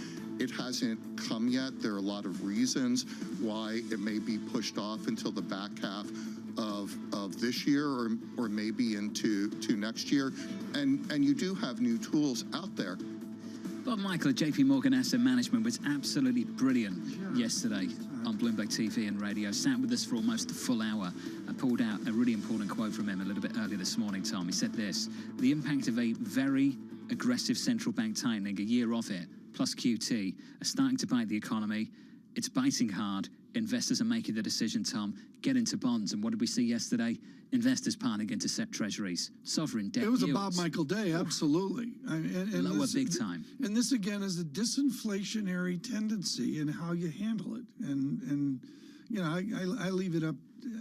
I think you're doing a better job than me on this. I would say the curve inversion's not the story. The real yield comes in a little bit, but it is about specific yields and specific It's just spreads. about how the whole curve, Tom, has just dropped. The inversion's still there, but ultimately the whole curve too is out to 30s. Yields aggressively lower. I can tell you your 10-year right now is about 339, just short of 340 on a 2-year, just north of 4%, 4.08%. Can also tell you that equity futures are just a little bit lower. In fact, near session lows, down about 0.8%. Tom, called it down 0.9%. Your next stop, Netflix earnings after the bell. It'll be interesting to see. Right now, and this is what we do at Bloomberg Surveillance, we want to bring you experience on the sell side, on people advising and doing securities research. She is a legend in the business. She is Jessica Reif-Ehrlich. She is media and entertainment analyst at Bank of America. And long ago and far away, she would put out a 10-page effort for OPCO, and we would all have to stop and read every word and every sensitivity analysis of her work. Now she has a new war. It's the streaming wars, and we're honored for Global Wall Street to take notes this morning. Jessica, thrilled to have you here and honored. How bad are the streaming wars? Well, first of all, thank you for having me, and thank you for remembering Oppenheimer. That's a long time ago. You know, with the exception of Netflix, everybody is losing a lot of money. But it's critical that the traditional media companies make the transition. Linear pay TV universe is declining, and declining quickly. And the viewers are going to streaming. They want to watch what they want, when they want. And so ratings are down dramatically, and the ad dollars will follow. Jessica, I look at your optimism on streaming, and I'm going to go to the most troubled, let's call it David Zaslav's Warner Brothers Digital, WBD. You're at lunch with him at the Sunset Tower Hotel. What's your question to Zaslav, and frankly for the rest of the industry, about what's the rate of change here? What's the speed forward for the streaming wars? Well, they're a little bit different, so that's an interesting company to pick up. WBD, Warner Brothers Discovery, will launch their combined service in Q2, and we don't know exactly what that will look like, how it will be priced. Do they keep Discovery Plus? Do they keep it a la carte but also integrate it, because there's a very loyal following? It's a cash cow. But remember, Warner Brothers Discovery has an enormous library. It's not just Warner Brothers TV and film, but they also have all the Turner library. So when they launch, our expectation is they'll have news, they'll have sports, they'll have entertainment, they'll have documentaries, they'll have nonfiction. So that's a little bit different. The ones who have launched already, like Paramount Plus or Peacock or Disney Plus, you can see their numbers. They're losing billions of dollars. And like again, just to go back to what their losses have peaked. But Jessica, to your enthusiasm on Netflix and to get to this afternoon, or Mandalorian coming out for Disney Plus to save the day, when do they get to profit? What is your x-axis at Bank of America when they finally turn profitable? Well, in the case of Netflix, they are profitable. So they are at a completely different level than all of the other traditional media companies who've kind of joined the party later. There are massive losses. In the case of Warner Brothers Discovery, their losses have peaked in 22. In the case of their peak losses should be this year, Paramount Plus and others next year. Right. There's kind of a long road to profitability. And the margins in the business, we'll see what they really are ultimately. Are they 20%? Can they climb, can they scale up beyond that? But it's clear that the economics will be far worse than the pay TV, the traditional pay TV bundle. I got 8 ways to go here, Jessica. I mean, there's so much to talk about in the ferment of the losses being taken. I think I've got to go to the heritage that we see right now debated at Disney over Fox. Mr. Peltz is in there knocking around, and others, and it's about a gentleman in his 90s, Rupert Murdoch. What is your outcome? I mean, if I was having coffee with you and Gordon Crawford, I'd say, what is the outcome for the Murdoch empire 5 years from now? How do you visualize that? Well, I think Rupert Murdoch has proven to be the smartest person in Hollywood. He sold at the peak, and the assets that he kept are the live assets, so live news, live sports, and they're doing very, very well. Obviously, there are cyclical headwinds in advertising and secular pay TV, but they are not losing billions of dollars in streaming like others. So Fox is in a very different position because they're much smaller, they're bite-sized, they could be broken up, or they have a great balance sheet, they could buy something. So they're in a completely different position than the other companies that you mentioned, whether it's Disney or Paramount or, Comcast with NBCU. This might sound like a rant, but perhaps because it is. Tom and I were both having this rant, Jessica, a little bit early this morning. This was meant to improve the user experience. It hasn't. It was meant to be cheaper. It isn't. Jessica, it's become increasingly expensive. We all look at what we pay now for these streaming caps, and it adds up to way, way more than what we were paying for cable. How does all of that end, Jessica, do you think? Obviously, consumers should have probably stayed with cable, but that's over. I mean, the trend line is there. We'll see where cable levels out, but you're 100% right. And that's why the biggest issue facing streaming is churn. And consumers, it's very easy to churn on and off these services. Unlike cable, where you had to wait for, a serviceman to come and disconnect, take your set-top box. It's just easy to go on and off. And so that's part of the with economics of streaming. Jessica, you and I lived this. I remember Dennis Leibowitz at DLJ doing the same thing. It's one of the dumbest things I ever did, folks. Leibowitz told me that you're going to have to pay $50 a month for cable, and I told him he was nuts. And, of course, I was totally wrong. Let's take it back to the guy that invented this. This is Brian Roberts and the Roberts family at Comcast. What does traditional cable do to get back to the persistent cash flows that they enjoyed? To me, it's done. Well, I 100% agree. Brian Roberts is one of the smartest people I know. And, they've done an amazing job. They're very astute when they do deals. They've seen around corners. Peacock actually launched, they were the first AVOD service.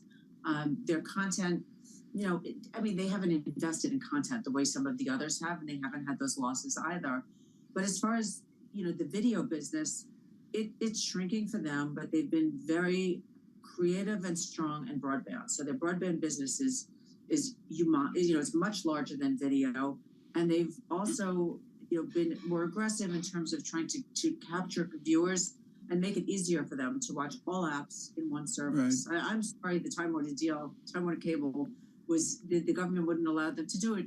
Having Comcast in New York would have been an amazing thing because they really make television report viewing very easy. Jessica, John's got to say goodbye, but Jessica, to be honest, all we want to know is, do you have the power to get English football, Premier League football on one streaming service?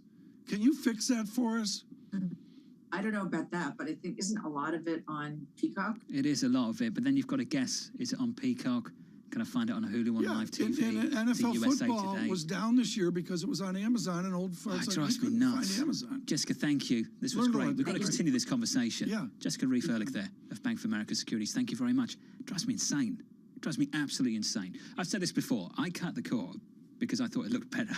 I just didn't want the cables in the house anymore, Tom. I didn't want the cable box, and that worked out for a little bit. And now all I've got Hulu, Paramount, we've got Apple, Netflix. You get Prime with Prime, don't you? What else have we got at home? I have way less Have I than mentioned that. Peacock? You know what I do? And this is what I do, folks. I've talked to Paul Sweeney about it, who, like Jessica Reeve, is expert on this, is I just won't do 5 or 6 or 7 services. The kids don't watch it. But only want 2 things. Only want 2 things. I know, but the sport and the news. With kids, here's the reality. All they do is they're on TokTik. They don't care about You're calling it Top Tick? Yeah. That's your new name for TikTok? It's what it's called. That should be its own device, Tom. You enjoy it? Top She's Tick. great. She's like we legend. can give out trade recommendations and just call it Top Tick. Yeah, we should. Like an inverse sort of research. We could do a video stream on it. Product. That'd be great, Tom.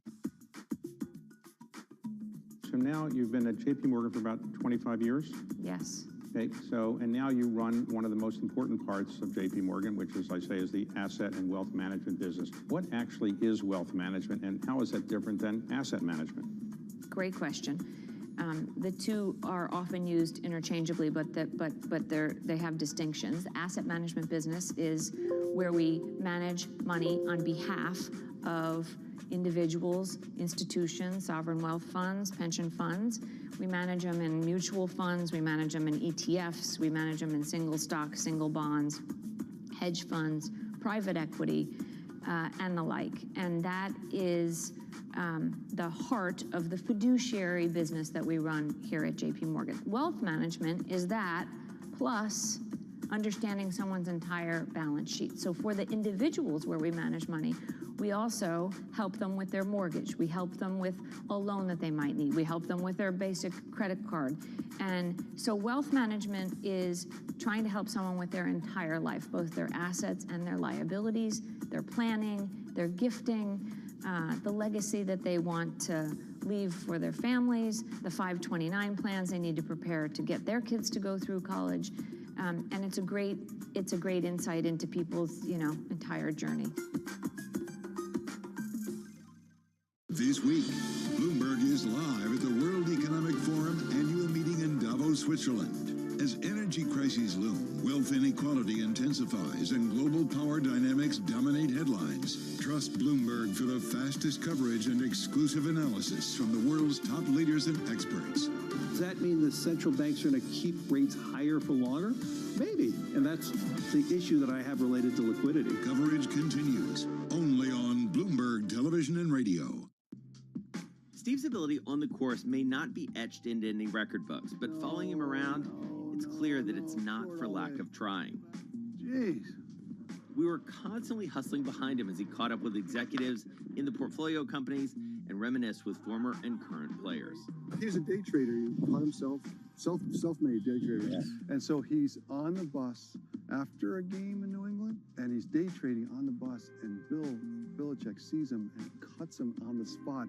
In many ways, it's convention, right, of the people that I don't see maybe once a year. And so it's kind of all come together. My firm, our charity, our fundraising efforts, and then the friends that are around. My dad and my brother, it all happens right there as a confluence of all these parts of my life that have found its common center.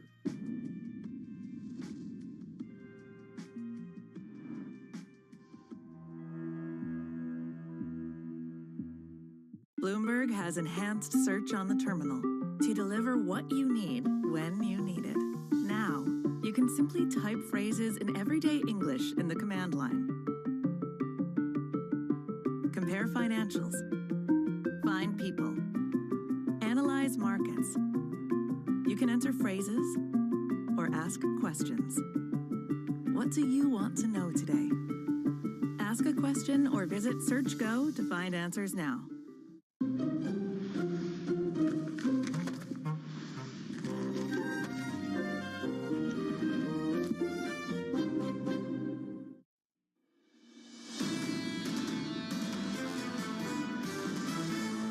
Call is that we're rallying into recovery and that we're going to hit a soft landing. It just seems very aspirational to me that it's all going to end in a soft landing, we'll reset and move on. There is a delayed pass-through. Monetary policy has famously long and variable lags. The market is misinterpreting, the Fed's commitment to getting rates above 5%. Markets don't have to crash, don't have to surge.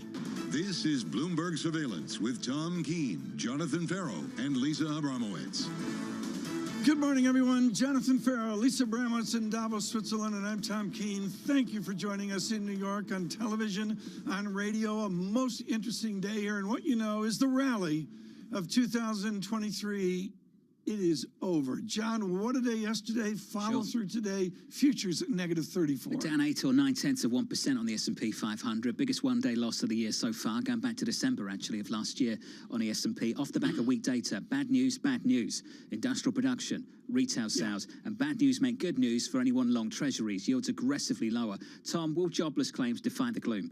A little bit later this morning. 8:30 Eastern time. The number we're looking for is 214. 214 doesn't scream recession. And to Mr. Harker, who talked, I believe, yesterday with Fed Speak today as well, I'm sorry, the Philadelphia Fed Business Outlook, a tertiary statistic, but after the Empire disaster of Buffalo, New York, I got to be looking at Mr. Harker's land to see what the spirit is. They're in risk management mode. They're Yes, worried. that's They're well worried. said. And I think if you're in risk management mode, you go to 25 and you move away from 50, and that's quickly become the consensus. But ultimately, has the story changed? Has the destination changed for them? I hear 25. I also still hear 5. I still hear 5 on Fed funds, and ultimately the data will dictate whether they get there or not. But Tom, I don't think they've thrown in the towel on that commitment just yet. Citigroup was nuanced yesterday on how not to get to 25 and at 50 get it done. A la Bullard, let's go move quicker, and then stop has a merit to it. We know why they keep talking about 5. Petrified of repeating the mistake of the 70s, Tom, and backing away too early. They're petrified of it. Yes. They are conditioned by history to strongly keep agree with on this. going. And that's what you hear from Bullard, it's what you hear from Mester, is what you hear from others. This is the asymmetric risks, and we haven't talked about Japan today. I don't think we need to do it now. It's some sort of a quiet day there. But this is the asymmetric thinking of Fed officials, central bank officials, and I'm going to say that comes over to the asymmetric mysteries for corporations like Netflix this afternoon. Netflix after the close, and big tech starts to report, Tom, and big tech has had a difficult time. Our next guest is going to talk about how big tech is not making a comeback anytime soon. That leadership story of the last decade. She was invited to Davos. But Over. She had a negative tech Turned it view, down. and they said you can't. We're not come. allowed to go either. We're not. Is pessimistic in all that. Let's do the data here, John. And I got to center in today on the 2-year yield, which I think it's come back a little bit, but I'm sorry, a 3.99 2-year yield changes the dialogue. Hey, against the Fed, in the face of the Fed saying we're going to 5.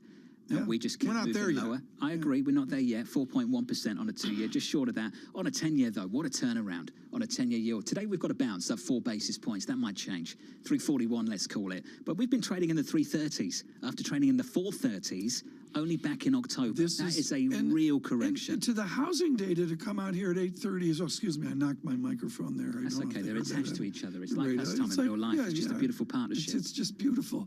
Housing starts, building permits, and the such.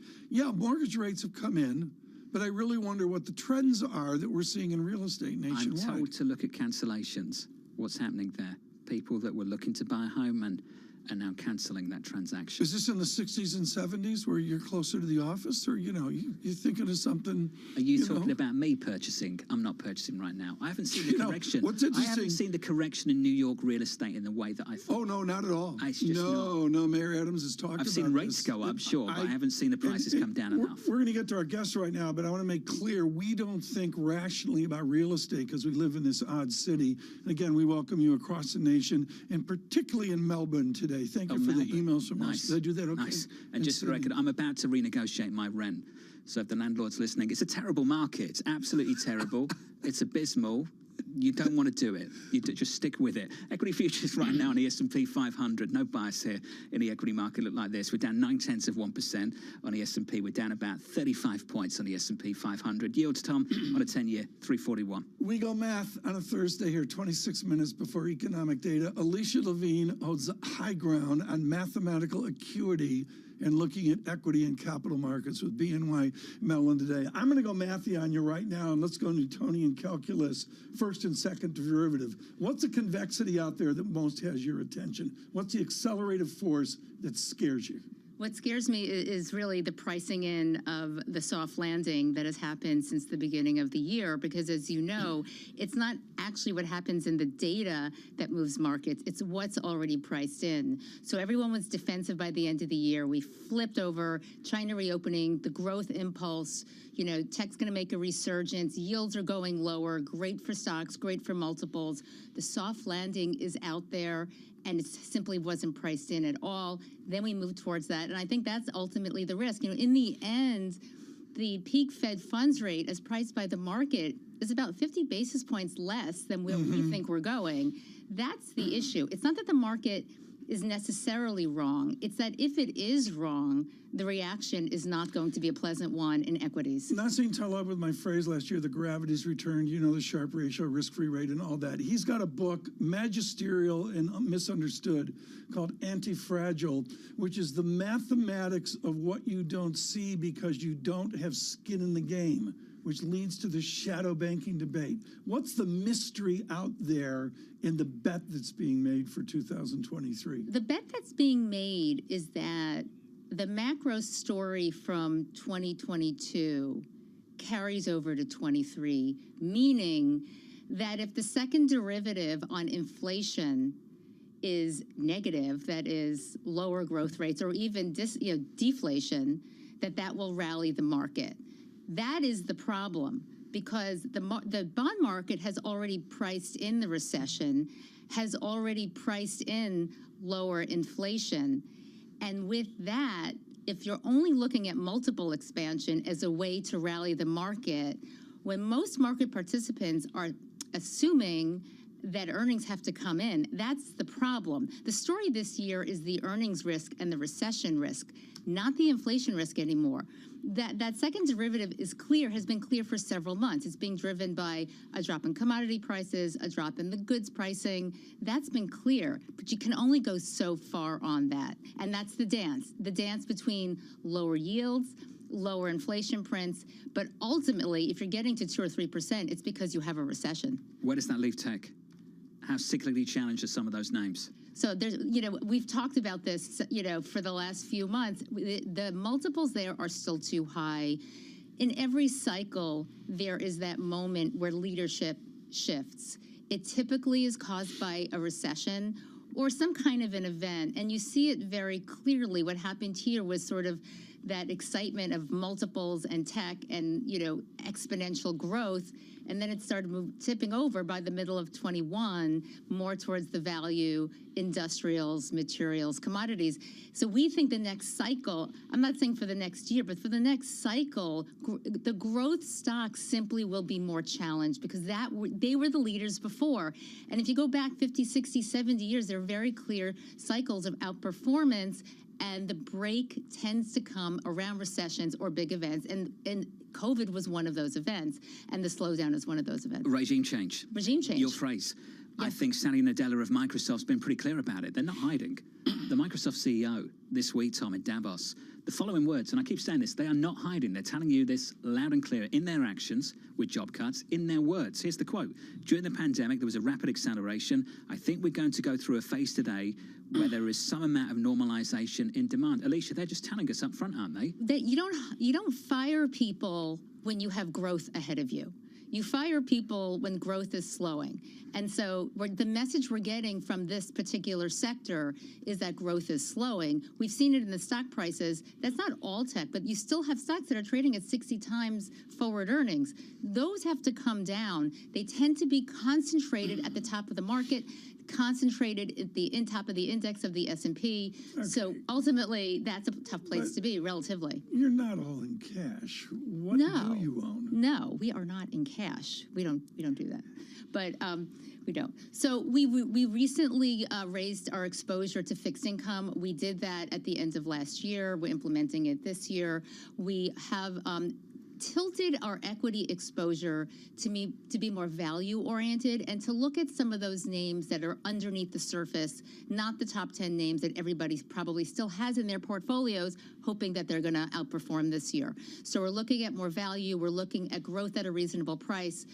Tech names that have earnings and dividends and cash flow, that's great. That's what's going to work this year. It's simply the growth at any price won't work. And that story was last year, and that will continue in this cycle. If you remember, after 2000, nobody wanted to own tech for about 7 years. Very hard.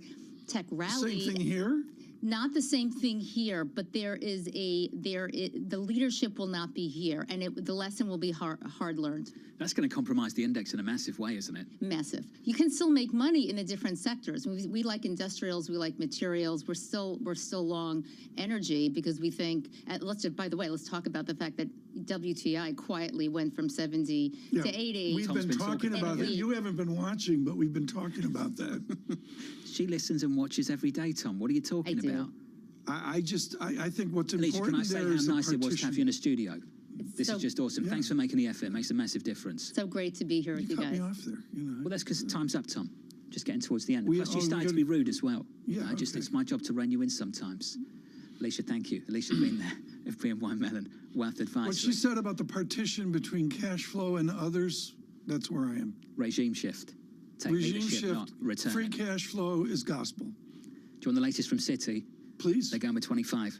They've got their 50 big club. shift. That's important. Thank you. Daily update from Andrew Hollenhorst to the team. We caught up with Veronica Clark. We tried to get this out of Veronica yesterday from Citi. I told you they've got to wait to publish. You got to start asking more questions, The and maybe headline. we would have got it out. Slow into 25. Was that a dig at me? Softer PPI, core PCE inflation, likely 0.32% month-on-month core, following softer wages, are likely to convince Fed officials to slow the pace of rate hikes to 25 basis points at the next meeting. They're looking for 25 over at Citi and move away from 50. Are they still committed, though, to this idea we get to 5?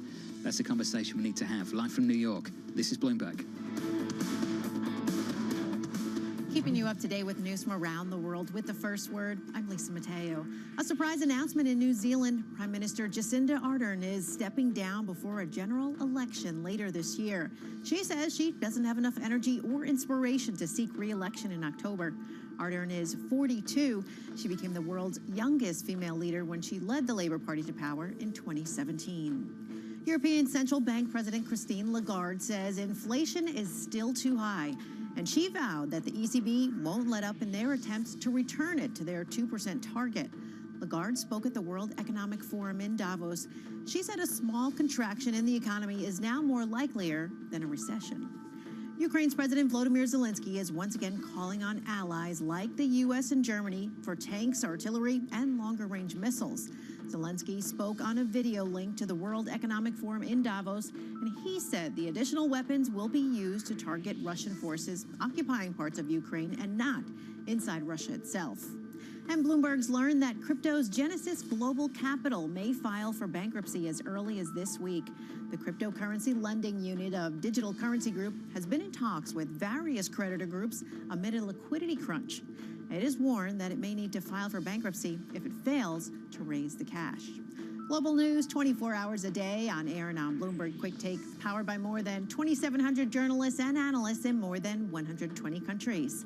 I'm Lisa Mateo. This is Bloomberg.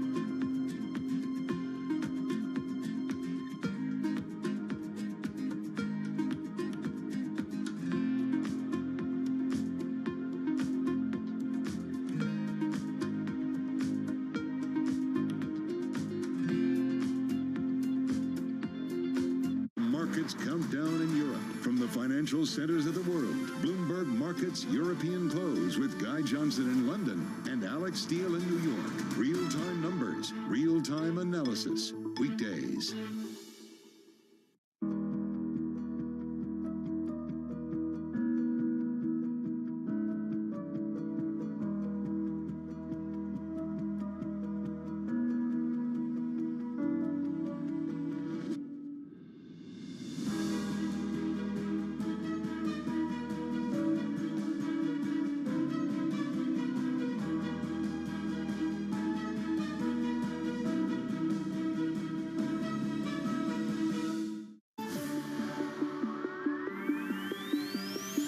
Innovation strikes. Bloomberg Technology is there with the news and analysis you need. Every weekday, only on Bloomberg. Friday, Bloomberg's Michael McKee speaks exclusively with outgoing Kansas City Fed President Esther George.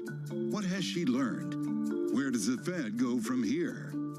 An exclusive interview with Kansas City Fed President Esther George. Friday morning at 10. Only on Bloomberg TV and radio.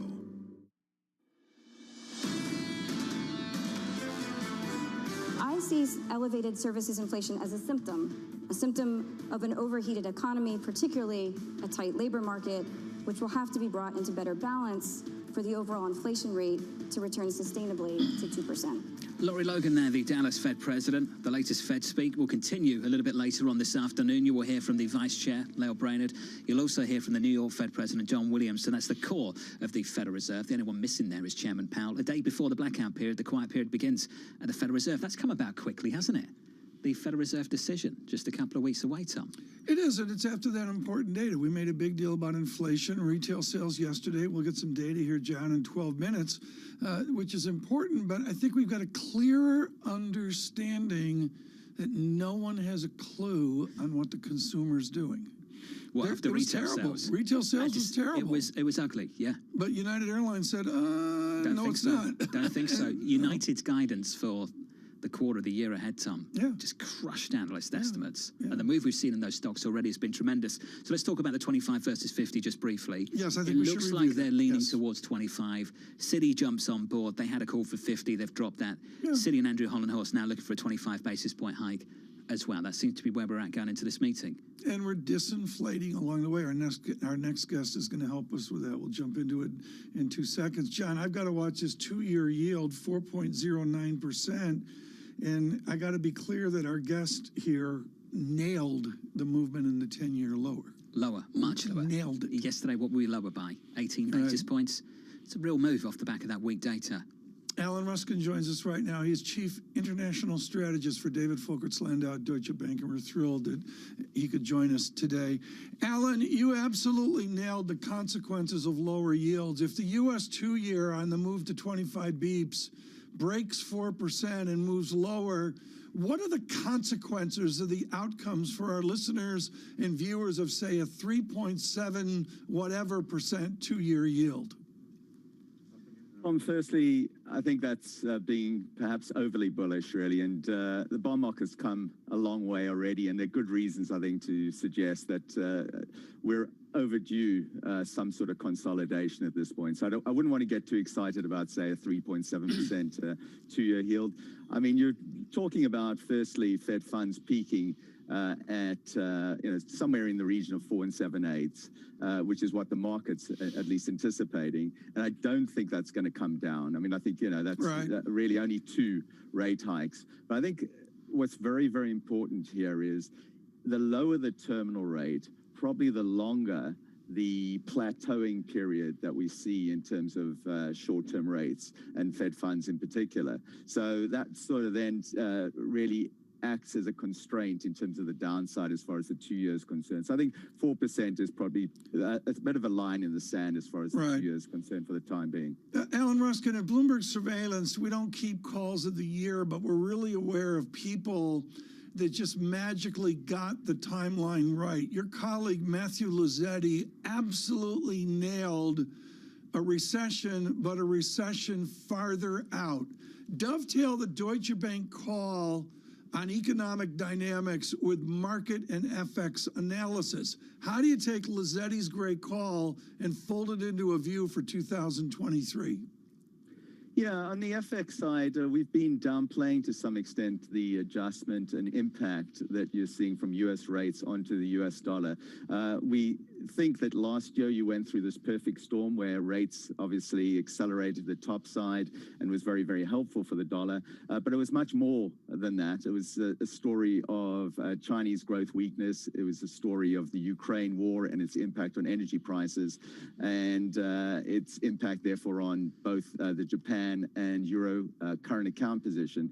All of that is in reverse, really. And so we've tended to emphasize of late, really, just the change in the growth outlook in China, the improvements in the Euro balance of payments picture, which actually you just had November current account data in Europe, and it was already improving, in fact, so a little bit surprising there.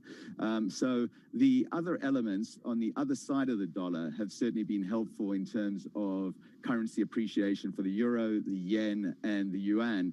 And so the dollar's weakening partly in response to that, and then partly, of course, in response to what we're seeing on the rate side, which is the more obvious element. Alan, can we just sit on the race story for a moment? I've been trying to dig into this the last couple of days and no one's biting. But can you go through this for me? We seem to have these two competing forces. Got this reopening story and a better, I stress better, not good, but better situation in Europe, which could potentially drag yields higher. And then we confront potentially a series of weak economic data in the United States, I say potentially, pulling yields lower. What wins out there in that tug of war, do you think, Alan? Yeah, generally, you know, the U.S. is the dog and it doesn't get wagged by many other things, other markets as such. It's the stronger force as such. So I would generally focus really on what the U.S. fundamentals are doing, what U.S. growth is doing. I think the issue that you have now is that the 10-year yield typically doesn't trade much below sort of 150 basis points below the Fed funds rate. And so Fed funds going to 4 7/8 for any length of time, the 10-year yield is going to have a hard time much below, say, 3 3/8. And similarly, the 3 3/8 10-year yield, when you think in terms of a equilibrium funds rate of about 2.5%, you don't really typically get a spread that's much lower than that anyway, you know, just in terms of the front end spread. So I think the constraints, both from the terminal rate side and in terms of the longer-term equilibrium rate, suggest that either you need to get a lower terminal rate, or alternatively, the market needs to flirt with the idea that rates are going well below 2.5% in the cycle when the Fed cuts rates, which typically, I think that's not unreasonable to expect, but that's not what's priced in at the moment. So, Alan, we go into the quiet period after tomorrow with the Federal Reserve. We hear from the Vice Chair today. We hear from the New York Fed President as well. What would you look for from those two speakers before we go into this meeting at the end of this month, the start of February? Yeah, well, I think the next meeting is now effectively clearly signaled at 25 basis points. That's pretty close to what the market's priced in, so I don't think there needs to be any particular pushback to the next meeting. And really, they don't like signaling much beyond that. I think there can be some discussion about the easing in financial conditions and the fact that this might be maybe too supportive for growth. I think there's a discussion about the idea that the unemployment rate ultimately needs to go up for inflation to head to 2%, that what we have in the works at the moment is inflation perhaps going down to 3% or thereabouts, but to get to 2%, you really need to get a much weaker labor market. So I think that element is where the controversy really lies, and I know where I'd like to see them talk more about. Alan, awesome, as always. Alan, thank you. Alan Ruskin at Deutsche Bank, jumping on for us on a trading floor over at Deutsche Bank, Tom. The Deutsche Bank Centre, which replaces I'm still not there. Still not there. Trying to get there too. I'm not there either. For those of you worldwide, there's an iconic set of two towers at the southwest end of Central Park, the Time Warner Center. Yeah. That Which was is like now 6 iterations ago. Deutsche Bank. The Warner Brothers Discovery Center, I guess is what we would call it. And for Deutsche Bank to move, I believe, uptown here, which I've heard has really worked out well. There's real plus to that. If you live on the Upper West Side. Yeah. Or for that matter, Central Park South is fantastic. Yeah. You can walk. You can walk. I'm not sure many other people do. We haven't, there's sometimes, it's like the 59th Street Bridge. It's had like 5 names. It's a 59th Street Bridge. You just want to stick with that? Oh, Paul Simon and Simon to the Queensboro Garfunkel. Bridge? Yeah, whatever. Paul Simon and Simon Garfunkel told me it's 50. That's what they Street told Bridge. you? Yeah. Okay. You know who they are? Simon I do, yeah, of Garfunkel. course. I know the music. It's better than Thelma and Louise. Future. What, I knew who Thelma and Louise were. I You did not. Futures, look at them, John. They just won't give it up. I mean, there's a real deterioration out there. Call it 1%. What a beautiful partnership this is. It is. As we shut this one down, yields are just a little bit higher at We're gonna 338. shut it down. I'm going to keep In 5 going. minutes, jobless claims come out. I'm not. I'm going to go to the other studio. Great lineup in the next hour on Bloomberg TV. Michael Eggs Contopoulos Benedict and- of Richard Bernstein, Zach Griffiths of Credit Sites, Mano Mahajak Black of Edward coffee, I Jones, get Tang. Michael Nathanson of Moffett-Nathanson. You think I get Eggs Benedict in the other studio? Contopoulos there is really important. That's an important conversation with he's the team great. from Richard And Bernstein. likewise with Michael Nathanson too. Yeah, he's okay. Zach's all right as well. With Mona, we need to talk about. Do you remember a year ago everyone said Chinese stocks uninvestable? And now all of a sudden what? What a change. What a difference, I say, a rally makes. Yeah, enjoy the Eggs Benedict. Thank you. Some fresh orange juice as well, freshly squeezed, Yeah, if you well, want I to don't make the trip over. John, you should try Tang. Make the trip over to Casaferro.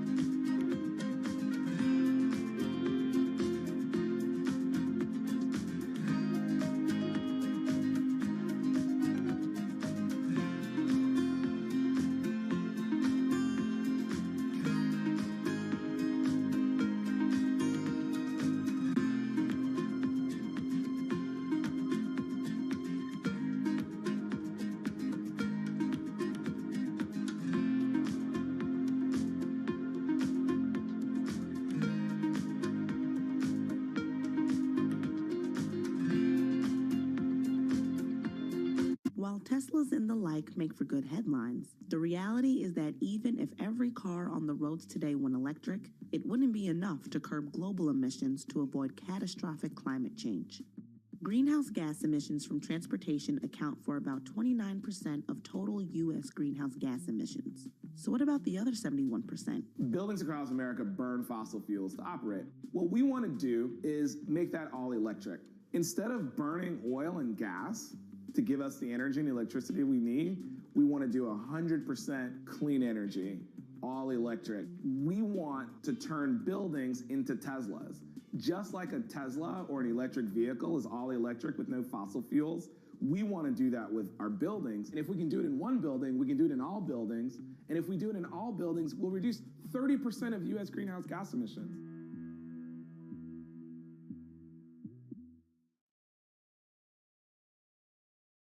You've got to explain this one to me. What does it mean when the White House says we're watching markets carefully? It means they have a Bloomberg. I've seen the Bloomberg. They have. I've been in and seen it. Lots of Bloombergs. Lots of Bloomberg. Lots of Bloomberg. Lots of Bloomberg. Lots of Bloomberg. Lots of Bloomberg. I've seen the Bloomberg. I've seen the Bloomberg. I've seen the Bloomberg. I've seen the Bloomberg. What does it mean? What does it mean? What does it mean? What does it mean? What does it mean? It means they have a Bloomberg.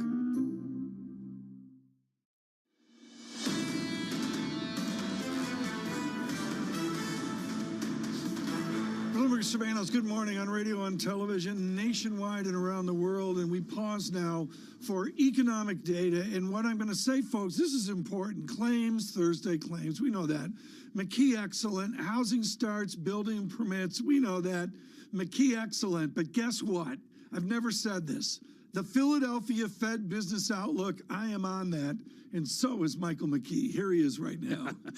Well, we're just waiting for Philly Fed to drop, but we have got housing starts, and they are worse than last month, but not as bad as anticipated. Down 1.6% during the month of December, 1.4% during the month of September.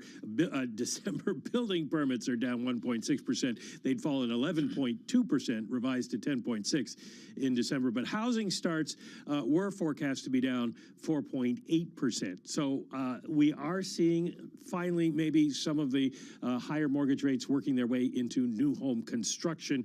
It's going to be something to follow. It has been strong because builders had a lot of backlogs. We'll see if they're starting to slow down or if that drop was merely weather related.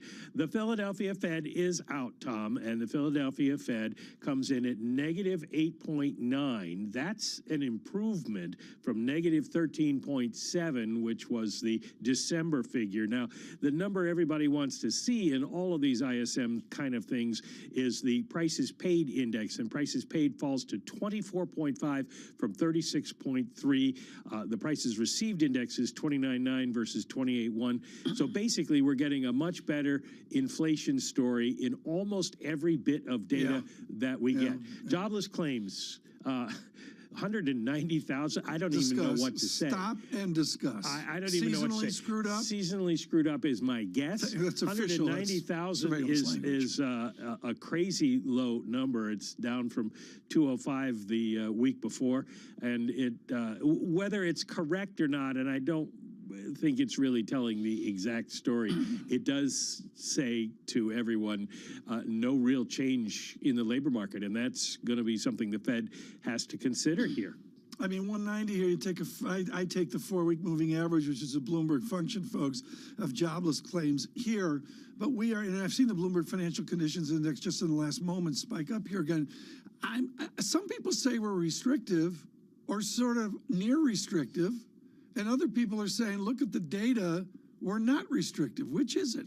Well, this is going to be a sharp debate over the next couple of months as the data continues to come in mixed like this, which is kind of what happens when you're in a tightening cycle and the Fed is close to its terminal rate. Jim Bullard the other day saying we're not restrictive yet. Influential but not a voter this year. We will hear from John Williams and Lael Brainerd today. So what will you listen for from Williams? I'm going to do academics here with Mark Giannini in a minute.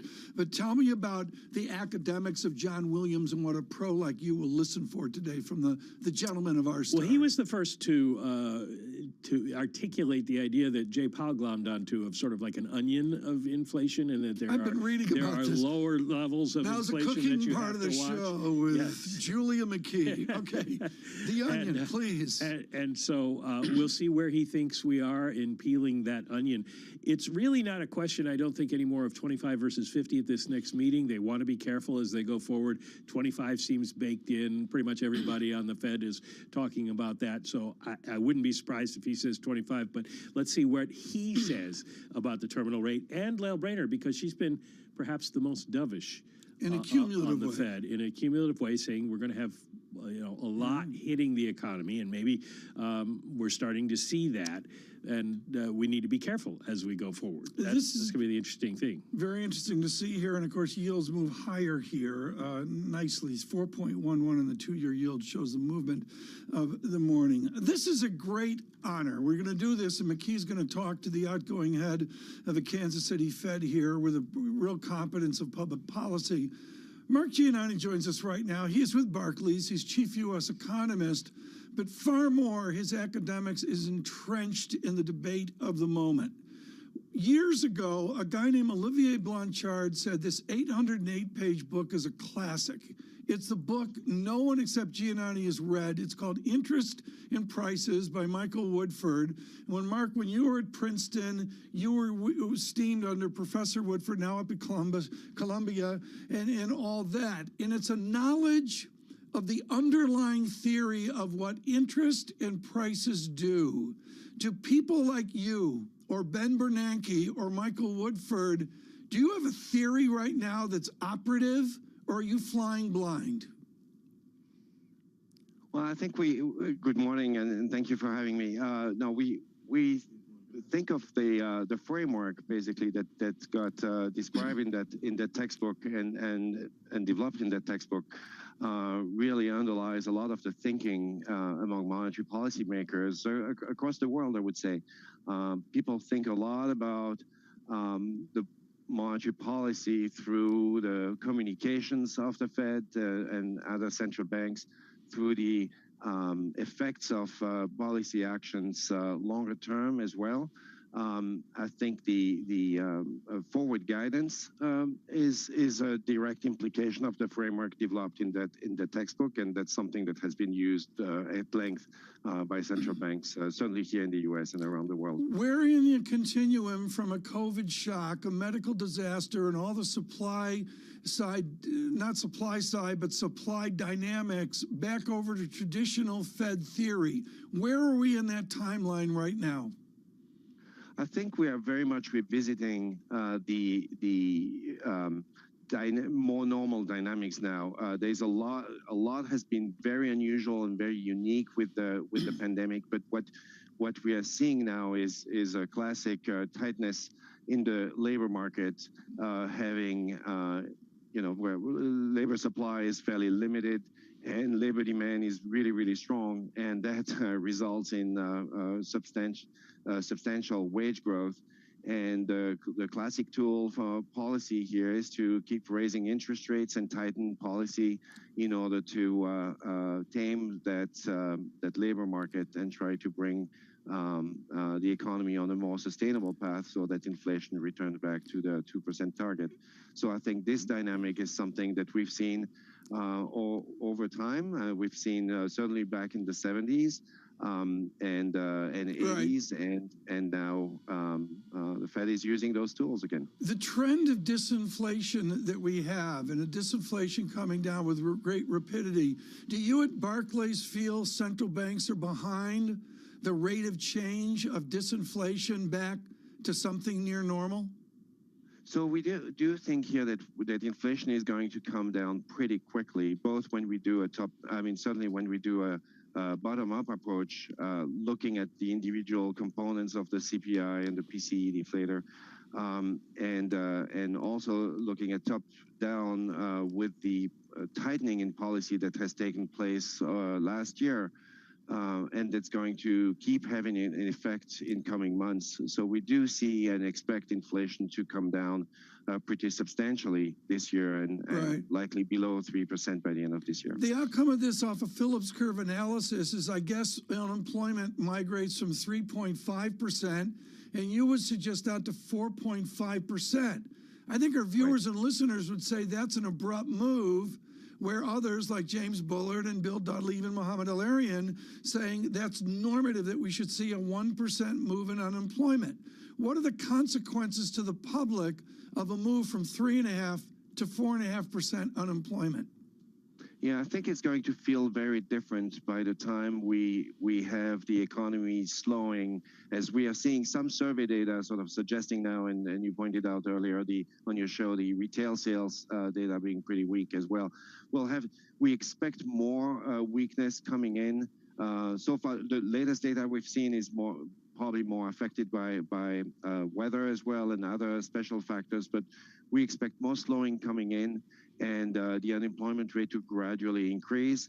And we feel like in several months from now, when the unemployment rate is a higher level, together with inflation also coming down and wage growth moderating somewhat, it's going to feel a lot different. And in particular, if rates are at a higher level, short-term rates probably going up another 25 basis point at this meeting, and then followed by another 25 basis point in March, and it's going to bring a very different constellation of macro factors. You know, I find what's fascinating here, and folks just joining us here on radio and television, Mark Giannani with us with Barclays, with this wonderful dovetail of academics into market economics as well.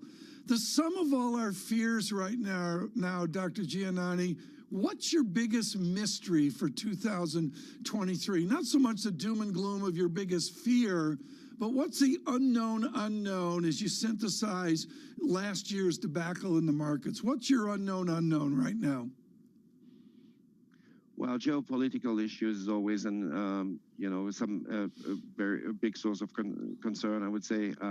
But I do think something that appears unusual now is really this labor market that continues to roar back, and signal after signal that comes out from the labor market, including this morning's jobless claim, suggests really a labor market that keeps roaring ahead. And how does that really line up with the overall economic activity slowing? So I think there are a number of factors that are new here and that are emerging and that are known. Well, Dr. Giannani, thank you so much for joining us with Barclays. Thrilled their chief U.S. economist could join us this morning. A little bit of an academic exercise there, but I thought we could move to something different than the debate of 25 to 50 beeps. And as John Farrell mentioned earlier, this morning on Market Economics, Citigroup comes in with an adjustment from a 50 beep call coming down to 25 beeps, 0.25% move there by Citigroup. Futures negative 32, Dow futures negative 263. I see that looking at the Morgan Stanley billboard outside their office here in Midtown Manhattan, which means in Davos, Switzerland, are David Weston with their leader, James Gorman. David? Thank you so much, Tom. Well, I'm here with your co-anchor, Lisa Abramowitz, and we do indeed have James Gorman, the chair and CEO of Morgan Stanley. So, James, thanks so much for joining us here in Davos. Your earnings came out. Everybody pay attention to them. And I heard a story, you can tell me it's true or not, that once some time ago, you were recruiting a senior executive who said, you know, wealth management may not be as exciting, but over time you do better, more steady. Is that what we saw? I noticed your stock went up 6% when Goldman's went down 6% the same day. Well, firstly, thanks for having us. You know, it was a good day because I told our board a couple of years ago what I'd really like to see, selfishly, is a very difficult environment. I don't want to see it for the country. I mean, it's not fair, but for Morgan Stanley, because I wanted to prove the business model would do fine when things are really difficult.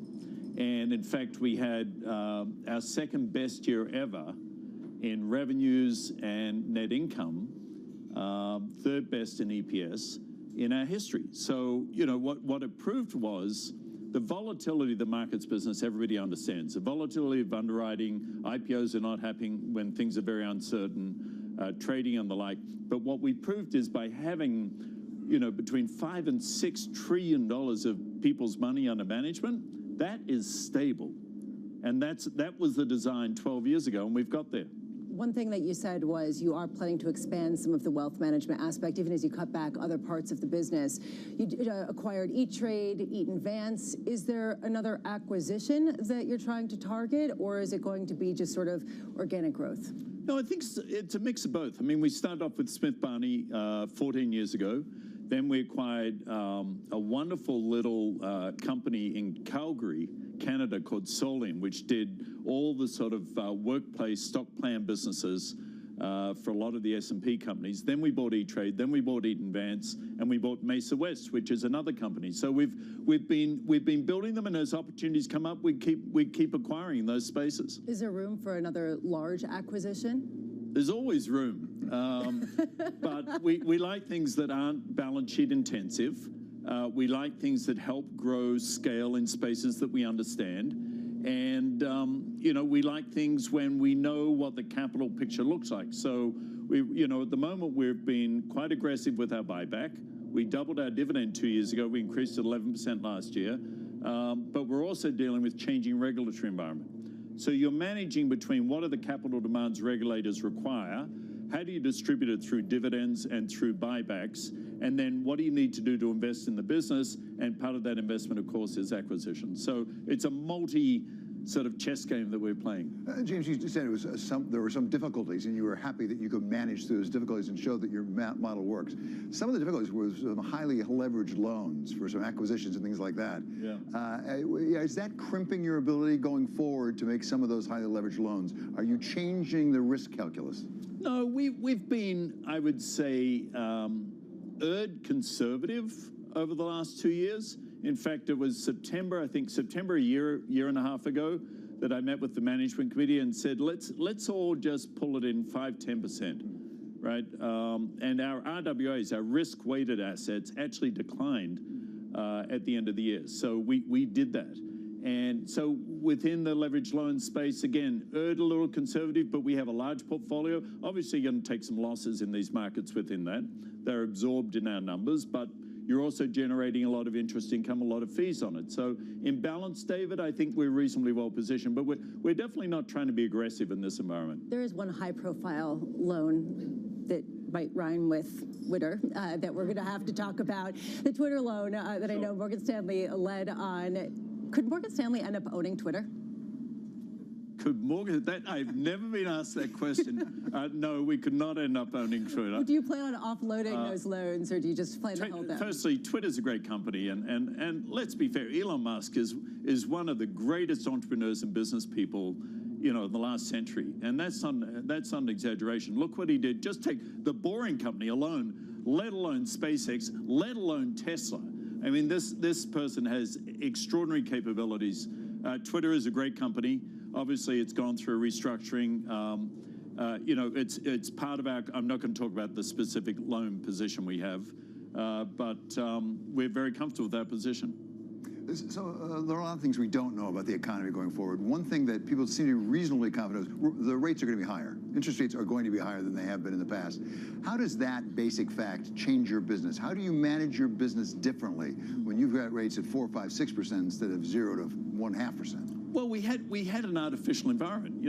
I remember when I came to the United States. I mean, obviously, as an unsecured student, I wasn't a great credit, and the bank loan reflected it. I paid 24%. My first mortgage was 14.5%. So we've lived in a surreal world for a decade, which is the legacy of the financial crisis. To get the economy back to where it was, central governments around the world kept rates near zero.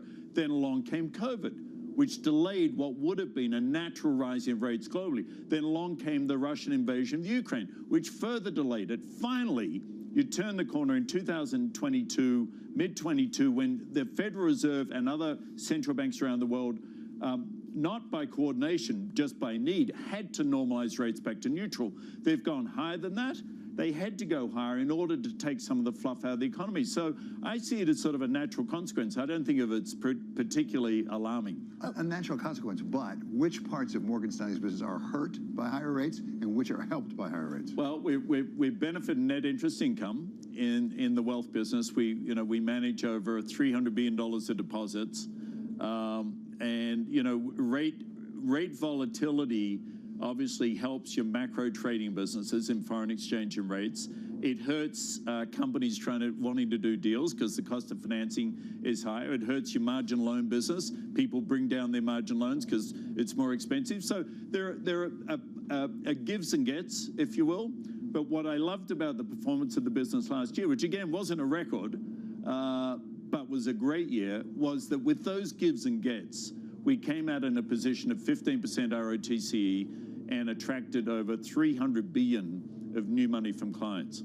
Here at Davos, there seems to be an incredible amount of optimism, and people have noted the shift in tone and that suddenly things seem to be moving around the corner. And I had asked you, do you think it's overplayed? You said you're the most optimistic person you know. So why are you so optimistic? What does optimistic look like here? Well, I've seen a lot of cycles in my career, and I've seen some really, really dark periods. The financial crisis after September 11, even though the early recessions in the U.S. in '93, '94, the market bust in '87. I go back. I'm a lot older than you. I go back a long way, and I think what we've been through. If you stack up the negative stuff that happened, first land war in Europe in 40 years, first global pandemic in a century, first land war in Europe in 70 years, first global pandemic in a century, and highest rate increase because of inflation in 40 years. That's a lot to throw at people. And where are we now? It's not bad. The debate is, will it be a recession? Will it be short and shallow? Nobody's saying we go into depression, right? Everybody's saying we can kind of deal with this. And two things I think have changed in the last month, which has caused this echo chamber we live in here in Davos, where everybody's basically repeating back to each other what they've heard from the last person. Let's be honest. I'm not, hopefully, but most people are. Two things have changed. Number one, the inflation numbers are definitely, there's clear evidence inflation has in fact peaked and is coming down, right? How quickly, whether the Fed will get us to 2% and when, remains the debate. But is clearly the slope of the line is positive, is to everybody's favor. And the second is not just the opening up of China, but China has embraced the rest of the world more aggressively in the last few weeks, witnessed by the Vice Premier meeting with Treasury Secretary Yellen this morning, I think it was this morning, in a way that we haven't seen for some time. So the big question coming out of the Party Congress and President Xi, being re-elected by the Congress, was where does China go from here? Does common prosperity mean effectively dividing the pie up so everybody gets a piece of it, or by growing the pie? And what we're seeing is the tilt is now from divide the pie to grow the pie. Does that mean you've got more confidence to expand in China? We've got a very good business in Greater China. Obviously, we have a huge business in Hong Kong, and we continue to have, I think, on the mainland up to 1,000 people in various functions. But no, I think we need to see a little more clarity of Chinese policy, a little more sober discussion around global trade relations. Right now I think we're certainly in a watch, but tilting more positive than we would have been 3-6 months ago. We've come all the way over to Switzerland. I'm struck at least by the fact that there's all talk about Washington, particularly the debt ceiling. A lot of concern. I hear two things. One is it's ridiculous, and two is it would be catastrophic. What is your reaction to debt ceiling? How do you take into account the possibility of a U.S. default? Well, was it Churchill who said the Americans eventually get it right after, I can't remember the exact quote. Alternative. Yeah, so, I'm confident that politics will finally get to the right place on this. I'm confident about that, because the other option is just not an option. One thing at Davos that people have also been talking about is the new normal for work from home. We heard a bit of a retracement from Citigroup in an interview that David did here with Jane Fraser. What's the new normal? Is it coming into the office 4 days a week? Is it flexible? Is it work from home more freely? I think it's very, very specific to what you do. If you're a tax attorney who doesn't work with other teams, then obviously you can spend a lot more time by yourself. Doesn't matter if you're in an office or not. I mean, there are different kinds of jobs is where I'd start with. The main point is, post-COVID, we learned you can function. I ran Morgan Stanley for 3 months from my home office, right, with 73,000 people. So it's pretty remarkable. We proved you actually can do it by not going into the office. But should you do it by not going to the office? Now, that clearly, to me, the big answer to that is no. We won't put the genie back in the bottle. 5 days in the office for everybody is not going to happen again. For some people, of course. And at Morgan Stanley, we're kind of business unit by business unit. It's 3 or 4 days in the office. My rule has always been on this: if you're not spending a majority of your working time in the company of your colleagues, you are missing out on mentorship, on development, on EQ, on just reading the signals of being in a meeting and watch how people, handle the stresses that go on and the unspoken body language and so on. So it's 3 or 4 days a week. I don't think that changes in a hurry. Some people in some businesses to jail. You go in there, they're 5 days a week. So it's very business specific, but my golden rule is don't put the genie back in the bottle. You can't. On the other hand, this is not an employee choice. They don't get to choose their compensation. They don't get to choose their promotion. They don't get to choose to stay home 5 days a week. I want them with other employees at least 3 or 4 days. So, James, you've talked about some of the responsibilities of the CEO, which are formidable, allocating capital, making sure you're right there. People sitting around corners. One of the jobs is succession for every good CEO, and we've seen it done well. We've seen it done not so well. A couple of years ago, you said maybe 3 more years. How do you approach the question of succession? How do you set it up for the good of the institution of Morgan Stanley? Very intentionally. Firstly, you should always have a sort of an envelope for, God forbid, something horrible happens. We've done that from a very first board meeting in January of 2010. But more realistically, you plan a generation of people who can take over. We at Morgan Stanley have now 3 executives who can replace me. They're all very, very talented executives, and we're trying to fill out their skill base, and ultimately the board will decide who is the best qualified to run our particular company at this point in time. I'm extremely intentional about it. I would definitely step down. I'm not going to stay in this job for life. I have no interest in that. And it's unhealthy for our the way we're constructed, right? We've got to focus on what's right for Morgan Stanley, and it's to grow the next generation. I work on a 10-year and 20-year plan in talent planning. And that's how far out I'm thinking about it. And, you know, I've been in this job, well, this is my 14th year, so I've had plenty of opportunity to develop folks. And the great news is, David, we've got some unbelievable talent. James Gorman, thank you so much for being with us, the head of Morgan Stanley. Tom, back to you. Lisa Abramowitz, thanks so much. I noticed there with the really interesting comments from Mr. Gorman on work from home that Bramo this week is WFD. She is very work from Davos, and we'll have continuing reports here through the end of the week. I should point out David Weston with Wall Street Week. Look for that, a special edition coming from Davos, Switzerland. We'll do that, I believe, tomorrow as well.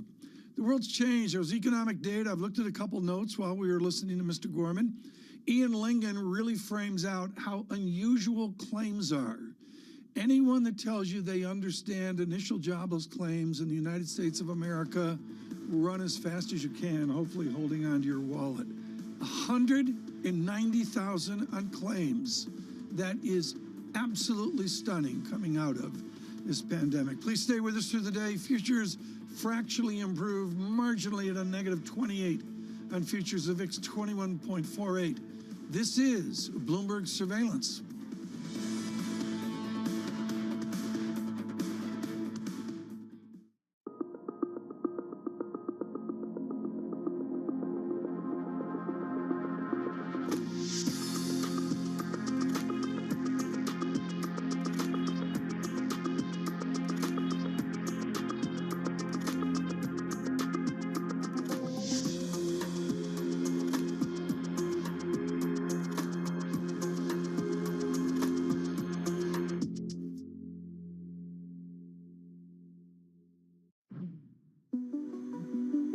DHL is sending a consistent message with its investments. The company spent 123 million euros to upgrade its logistics centre at the Cologne Bonn airport, designing it around key strategic goals. What I love about this building is it actually shows the big mega trends which formed our strategy 2025, which was inaugurated in 2019 when this building opened. So globalization, connecting the world. E-commerce, we have a lot of sortation facilities here for smaller e-commerce shipments. Sustainability, it's a very sustainable building with solar panels on the roof and everything. And digitalization, and well, you can obviously see that it is quite automated. How did the team pitch this investment to you initially, and how hard was it as a sell for them? How quickly did you turn around and say, yes, this is worth 123 million euros? Of course, you always have to make sure that you have the right capacity for the growth in the network. And at that time, they came and said, hey, we will really see a strong growth in e-commerce volumes on top of the regular B2B growth. We need more sorting capacity. We need this building. And of course, there are always debates. Does it really have to cost 123 million euros and so on? But fortunately, they convinced us, because then with COVID and the volume surge, we urgently needed the capacity.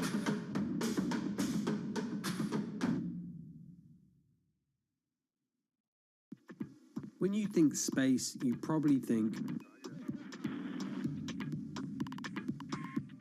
one space agency that travels under the radar is ESA,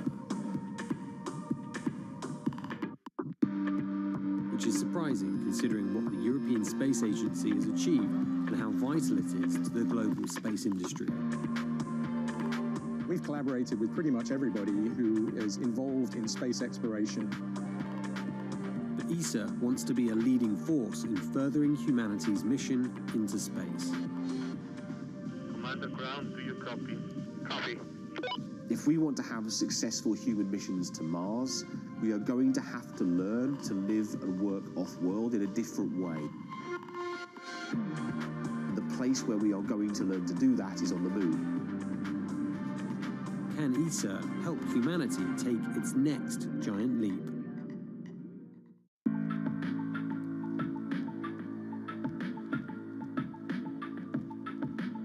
This is Bloomberg. Live from New York City this morning. Good morning, good morning. Big debate about recession, and then jobless claims come in at 190K, 190,000. Futures negative. The countdown to the open starts right now. Everything you need to get set for the start of U.S. trading. This is Bloomberg, The Open, with Jonathan Farrow.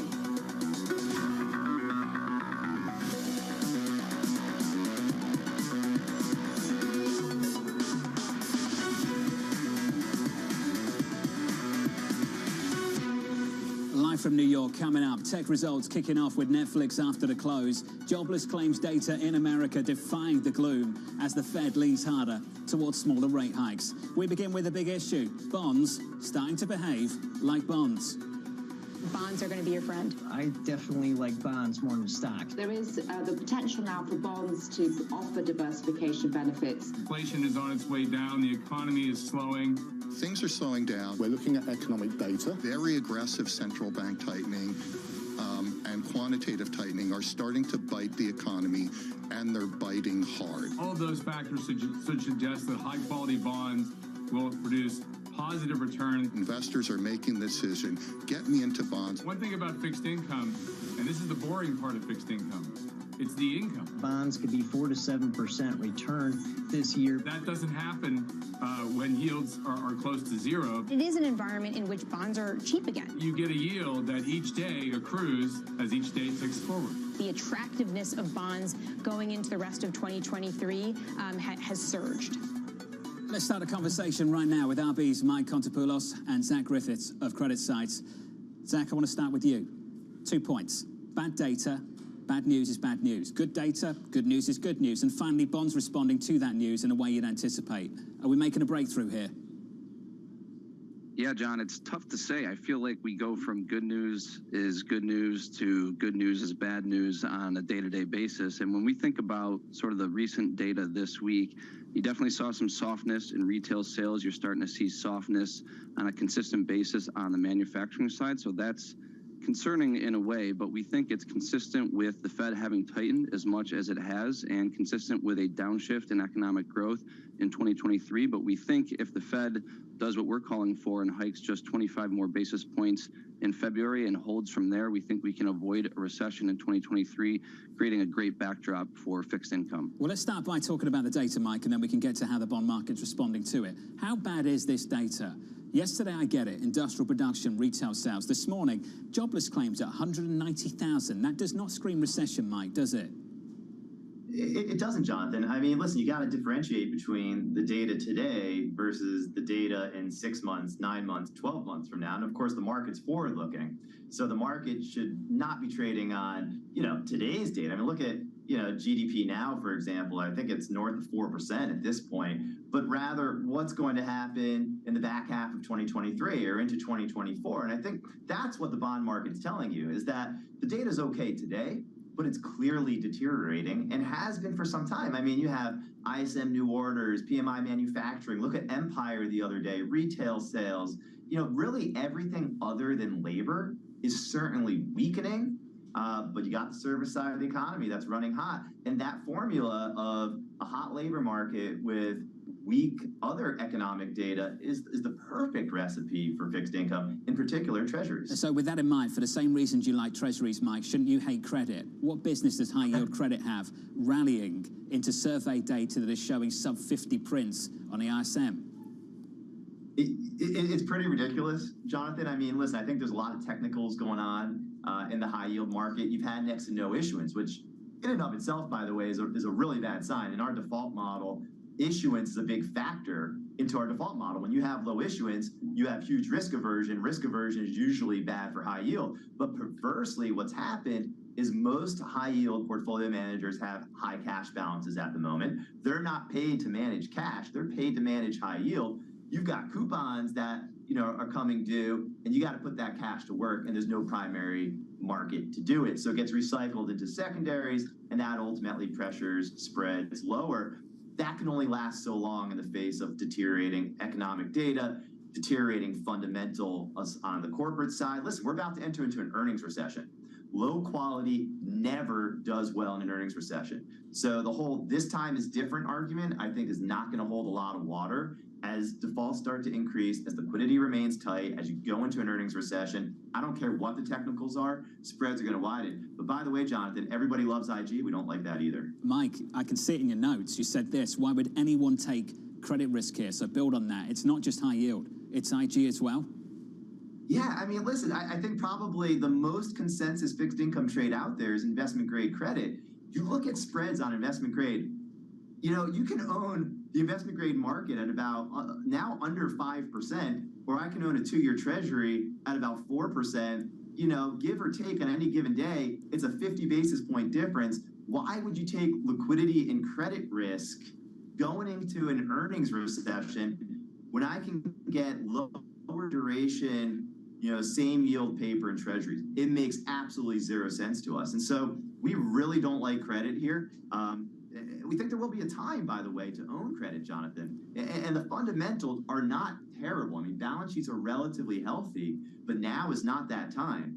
You need to be compensated for liquidity risk. You need to be compensated for default risk. And then the investment grade side, you need to be compensated for downgrade risk and business risk in general. And so far, you're not. Zach, it's in your title, investment grade. This is your world. What do you say back to that?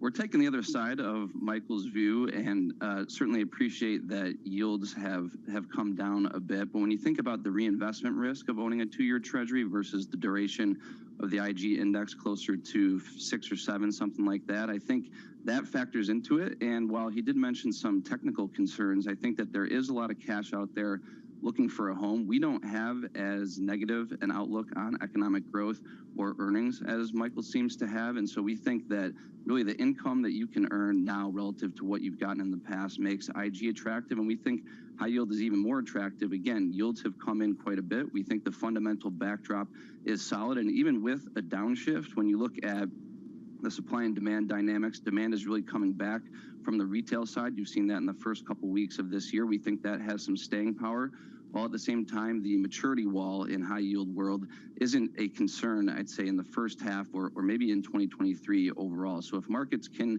remain as open as they've been over the past couple of weeks, we think both IG and high yield will perform well this year. Mike, have you got to come back to that? Well, I do, Jonathan. On the high yield side, maturity walls never matter. You look back in 2008, 2009, as defaults were skyrocketing, the maturity wall was actually pushed out quite far. And so if you go back and look at prior default periods, the maturity walls don't matter. You miss your coupon before you ultimately have to refi your debt and default that way. But listen, more importantly, I prefer long duration, long maturity treasuries. If you think there's any spread widening potential in investment grade credit, then you would rather own treasuries because you're not getting enough of a yield cushion to make up for any spread widening, really. So, much of this, I think, comes down to, who you are as a portfolio manager, what kind of strategies do you manage? If you're an investment grade bond manager or credit manager, then certainly today doesn't look bad to own corporate credit risk. If you can be a multi-asset fixed income manager, to me, long maturity treasuries without the spread widening risk makes a lot more sense and give you equity-like returns. The Treasury yields this morning on a 10-year up 2 basis points to 339. I'm not trying to start a fight over credit. That would be pretty lame. Equity futures right now down 0.7% on the S&P. Mike McKee's dropped by the studio to catch up with us as well. Mike, before we get to the Fed speak, can we just start with the economic data? It's softer yesterday. And then can you please make sense of this? Jobless claims, I'll keep saying it, 190,000. I guess I fail because I can't make sense of it. The only thing I can possibly think of is that there is a seasonal distortion. It's January when lot of companies traditionally lay off the extra workers they hired for the holidays, and there does seem to be no real effort to lay off extra workers these days in a lot of industries. We saw that in the Beige Book yesterday. You mentioned the numbers, and the headline, of course, the one that got everybody's attention, jobless claims 190,000. We did see a decline in housing starts and building permits, and you look at the total number there for the year, it's down 3%. It's the first year of a decline in housing starts for some time. Philadelphia Fed is also interesting, not just because of the negative 8.9, which is actually an improvement, but 24.5, extremely low for prices paid, and it looks like inflation is starting to fall, which leads us to the debate here that you guys are having and that everybody on Wall Street's having, the second derivative of what does it all mean to the Fed. On the stop side, inflation is falling. Job growth is slowing. Retail sales yesterday, very weak, and we've got this inverted yield curve that just keeps getting worse. But on the don't stop side, inflation's still too high. Unemployment is falling. Wages are rising too fast. And the key thing is this 1980 argument that the Fed stopped too soon in 1980. Inflation went back up, and we had another recession. Jamie Dimon this morning saying he thinks the Fed is going to go over 5%. They still need to do a lot more, which leaves us with the fight between the Fed and the markets. That has not changed as of this morning, with Fed officials still clinging to the idea they're going to go over 5%. Susan Collins of the Boston Fed just seconds ago out with comments that they need to get over 5. They can do it slowly. She's in the 25 basis point camp, but they need to be more restrictive. And then the question is, where do they end up? They say they hold. The markets say they cut. Yeah. It's going to be an interesting debate over the next few months. The pace of the journey for them set to change, but the destination hasn't just yet. Mike, thank you. Mike McKee just there. Let's go back to that. The reasons to stop, the reasons to keep going. Zach, Mike, I'd love your feedback on that. There are several reasons to stop. There are several reasons to keep going at the Fed. Stop. Inflation falling, job growth slowing, retail sales weak, very inverted yield curve. Don't stop. Inflation still too high, unemployment falling, wages rising too fast. 1980. Mike, which is it? Stop or don't stop? We're in the don't stop camp, but that doesn't mean, Jonathan, that you have to go forever either. I mean, maybe another 50, 75 basis points certainly does the trick, and then you hold and stay restrictive for some period of time. But look at the real Fed funds rate. I mean, the Fed has really never been able to get a handle on inflation without hiking interest rates higher than CPI, and we're not quite there yet. And so I think the Fed needs to get truly restrictive. I agree with Bullard on this. Whether that's 5 or 5 1/4, I don't know the answer yet, but it's higher than where we are today. You know, the other thing I'll just quickly mention, Jonathan, before, obviously throwing it back to Zach, is I don't know if the level matters. What matters is the outcome. Whether it's 475 or 5 1/4 or 5 1/2, I think the market has kind of lost sight of what does that mean. If inflation's coming down because growth is slowing, it's the outcome that matters more than the level. Hey, Zach, jump in.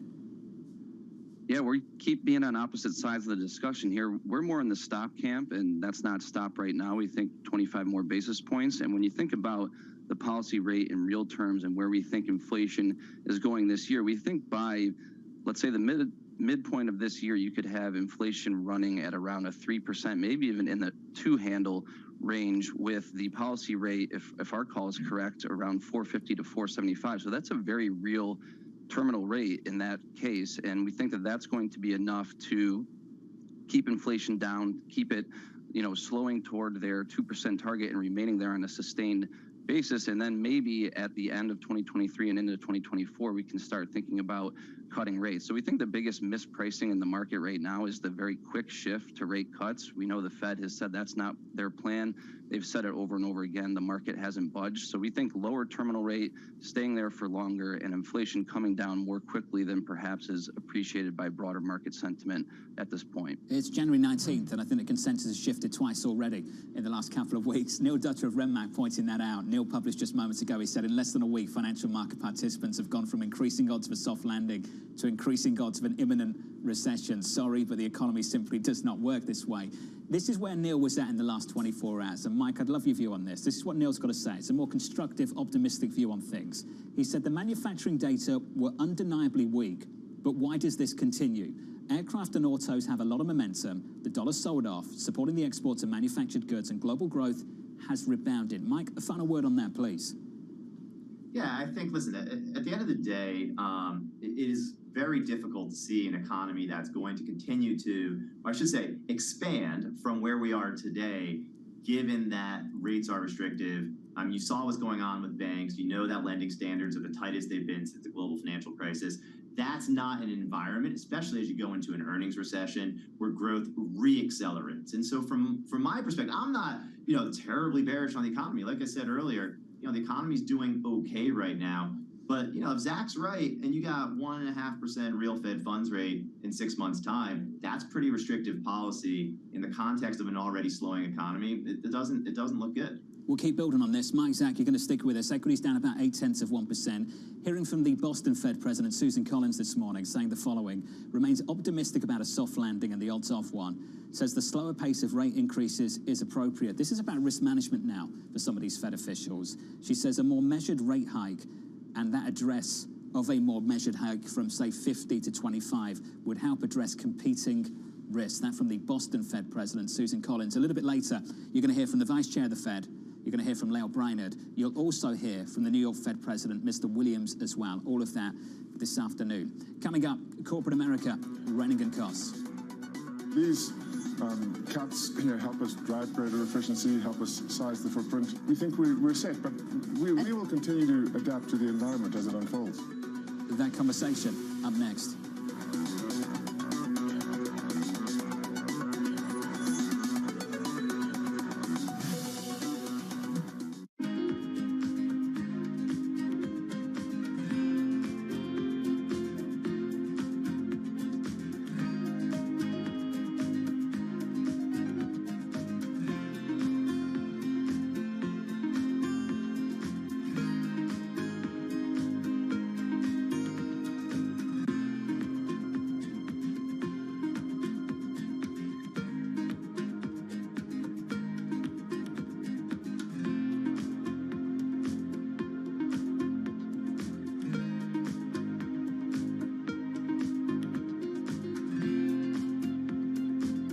There's more activity in the fusion world than ever, and not just in government research labs. There's also an emerging private fusion industry that's attracted billions of dollars in capital in recent years. Governments and private investors alike realise that we've got to find a solution that's going to allow us to get to net zero targets. This is one of the hardest but most rewarding problems that humanity could work on. Ultimately, we all want the same thing. We want someone to put electricity on the grid from a fusion power station as quickly as possible. Frankly, the scale of the challenge, 3,000 gigawatts of fossil fuel to replace, there's not many things that can do that. In fact, there may only be fusion that can really do that. And while many in the scientific community predict fusion power will take decades, some in the private fusion space believe we'll get there in just a few years, as soon as the 2030s.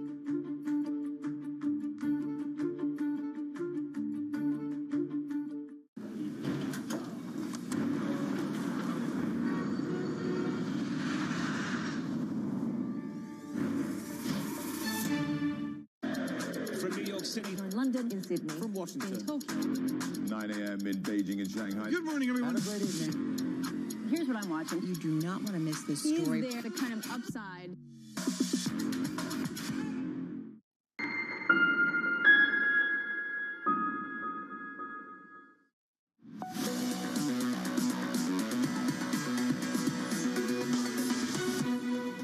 During the pandemic, there was rapid acceleration. I think we are going to go through a phase today where there is going to be some amount of normalization of that demand. Quite frankly, we in the tech industry will also have to get efficient, right? It's not about everyone else doing more with less. We will have to do more with less. So we will have to show our own productivity gains with our own sort of technology. Layoffs piling up from coast to coast. Two of the world's largest tech companies, Microsoft and Amazon, cutting 28,000 jobs this week. Cost-cutting measures making their way to Wall Street as well. Bank of America, the latest to hit the brakes. CEO Brian Moynihan saying, quote, "We were hiring to match the Great Resignation earlier in the year, and it was sort of overachieving." Shnali Basak on top of this story. Shnali, a key feature of earnings over the last week or so. a key feature is those costs just ballooning. And remember, simply said, John, the pie is getting smaller. There's a bar on how high revenue can get, and you have headcount at Bank of America alone, which is causing a hiring freeze right now, headcount ballooning by 8,500 last year. Remember, wages are also rising here. All in all, this means the big six banks are expected to spend a record amount of money this year, $320 billion, 2/3 of that coming from labor costs, personnel expenses, compensation. Remember, technology spend is also higher on the year for many of these firms. So they're going to have to make a trade-off on these long-term investments they make versus the personnel moves they make this year as they hope to get out of a slumping market in some of these businesses. Now, remember, this really just takes you back to where you were maybe a year ago at some of these firms. So even though the thousands look very dramatic, this is after many years of boom time. So that's why it feels so hard right now. Remember, even at the mass tech layoffs, it really only brings you back to around pandemic levels because of how much the headcount has ballooned. But with tech not hiring as much, with the layoffs in the tech industry, the competition starts to get stiff for where a talent can go next, which is why you're seeing Bank of America say something like that attrition has just slowed down. There's nowhere to go next. Shonali, thank you. Looking forward to your coverage of this story in the year ahead. Mike and Zach back with us for a final thought. Mike, it's amazing, isn't it? On the one hand, we're talking about jobless claims at 190,000, and then we've got example of example after example across a range of industries saying things are getting bad and the cuts are coming. Which one is it? Well, I think you're going to see the weakest link break first, and tech effectively is the weakest link. I mean, what a lot of people forget is that tech companies are cyclical. And as the economy starts to slow, and more importantly, as earnings growth starts to slow, that's going to hit tech, just like it would any other cyclical. And they overbuilt during the pandemic. And so it's no surprise to us to see tech, really starting to weaken and start to see the layoffs there. Just like in credit, where, the weakest links tend to go first before it works its way up the stack, you're going to see the same thing in the labor market. Remember, labor is always the last shoe to drop, and I think that's what explains jobless claims. It's going to take some time. The labor market is strong, and this is just the beginning of what we think is going to be a weaker employment picture throughout the year. It's not going to be a quick 1 or 2 month scenario. It's going to be a 12 to 24 month scenario. Bob Michael at JP Morgan, speaking to our colleagues at Bloomberg News earlier this week, he made it quite simple, Zach. He said the equation is this: inflation doesn't come down until wages do. Wages don't come down until employment rises. Unemployment doesn't rise until we're in a recession. Zach, is it that simple? I think the logic is there, but I think we're going to see the unemployment rate start to rise before we're in a recession, and we've had an extremely brief cycle on the way down and on the way up. So I think that it's hard to use historic norms to kind of trace or map exactly how that's all going to play out. We think the unemployment rate has to rise from here. You're starting to see signs of that with these layoffs, and I feel like that's gotten more prominent over the past couple of weeks, past couple of months. It really hasn't shown up in the data yet. We think that's in the pipeline, and the Fed has emphasized how much the labor market needs to come in much more balance in early 2023 as they assess whether or not they can pause policy. So we think that's going to become a very important indicator, as it always has been, perhaps even more so as the Fed assesses where policy is going in 2023. Isn't that the U.S. risk question, though, right now, Zach? Do you want to be long credit risk, high yield, into an environment where unemployment's going to be climbing and not falling?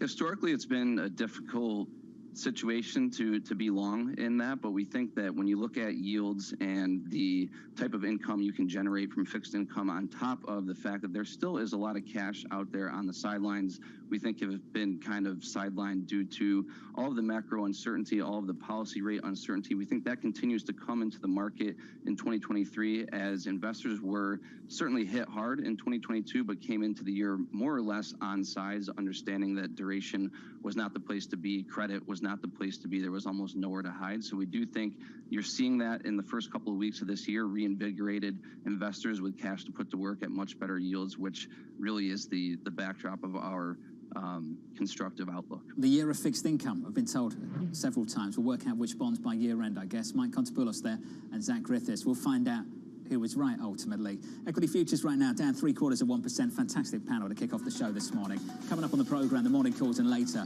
Edward Jones shifting its attention to international equities. We'll catch up with Mona Mahajan around the opening bell. The opening bell about 7 minutes away.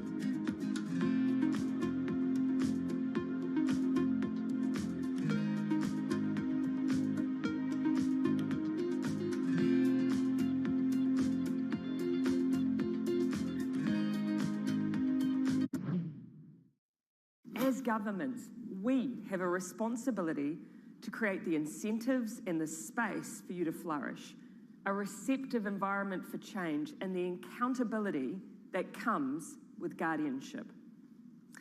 In many nations, the foundation for this approach has been laid for us long ago if we choose to listen. Where I come from, Aotearoa, New Zealand, a beautiful place you must visit, our Indigenous people hold a worldview that every single living and non-living thing is connected. Our people, our plants, our animals, descendants of Ranganui, the Sky Father, and Papatuanuku, the Earth Mother, and their children. And so it follows that people and nature are kin, are family. And we must care for one another in the spirit of kaitiakitanga, which translates into guardianship by the people of the land for the next generation. BSO Now is your online home for weekly Boston Symphony Orchestra and Boston Pops performances. See new concerts that go behind the scenes, plus acclaimed archival concerts. Visit bso.org/now, where the music plays on. BSO season sponsor, Bank of America.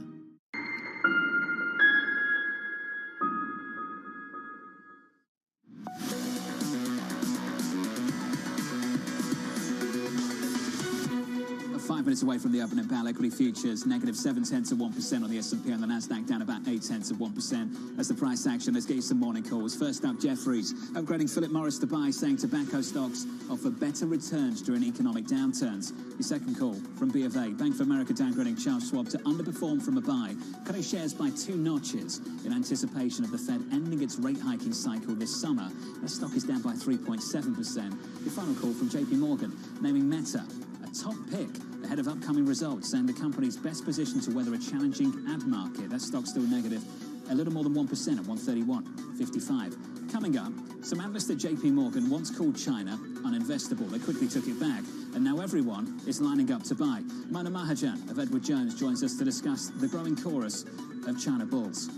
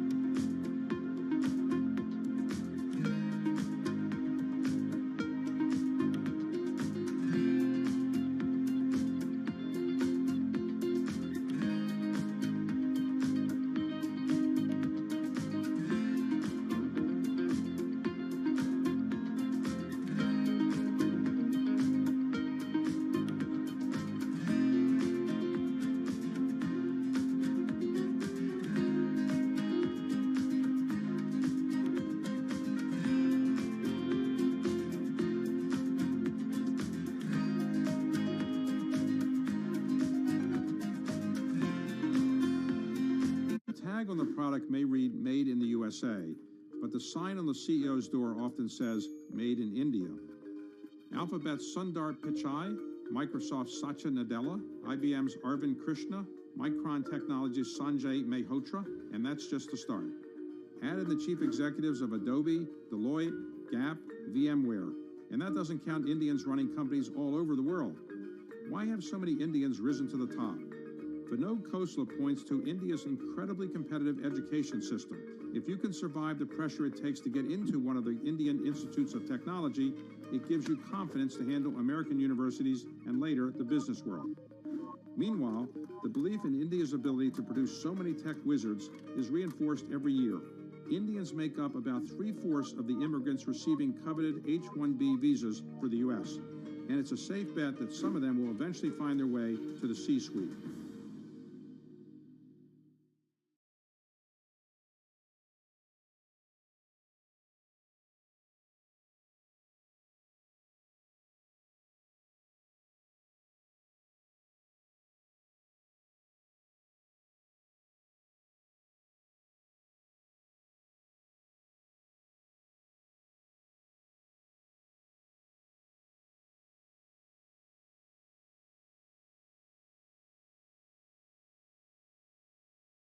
Welcome back to Bloomberg Daybreak Europe. Good morning, good morning. This is Bloomberg Surveillance. Welcome to Bloomberg Markets, trying to open. This is Bloomberg Technology. To our television and radio audiences worldwide, welcome now to Balance of Power. This is Bloomberg. When U.S. jobs numbers are released, Bloomberg brings you crucial data at terminal speed and instant expert analysis. Nobody covers jobs day like Bloomberg.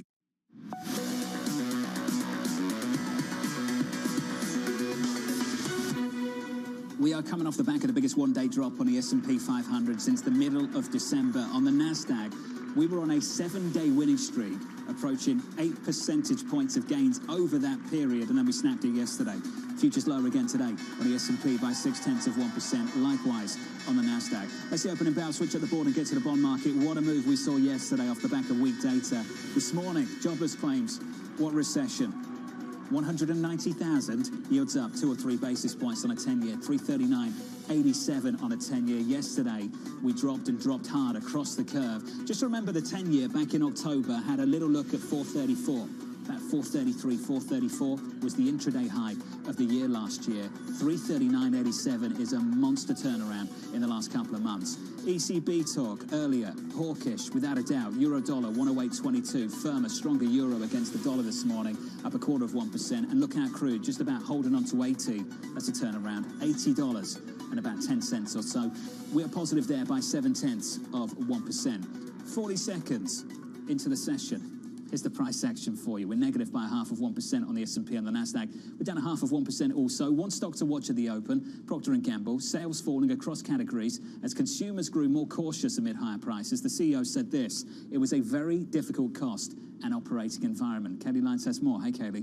Hey, John, yeah, this is an interesting one because actually, while revenue topped expectations with growth of about 5%, that was entirely due to the higher prices the company was able to charge. So consumers maybe are tolerant of those price hikes, but they're still buying less, or at the very least, the company is selling less because, as you alluded to, volume trends are getting worse. Volume overall fell by about 6%. That was more than analysts projected. Now, part of that decline was driven by Russia and China, but it really was broad-based. It was down in every single category, and the company was citing a, quote, market contraction for most of them. The company's CFO actually said that consumers are being more measured in their use of items like paper towels, and they're using up the products in their pantries first before restocking. So again, really this all is going to come down to pricing power, especially important for consumer staples companies, and the ability to exercise it has made these stocks a relative outperformer compared to the broader market. Over the last year, staples are down less than 5% compared to a loss near 14% for the S&P 500. For P&G, it's about 11%.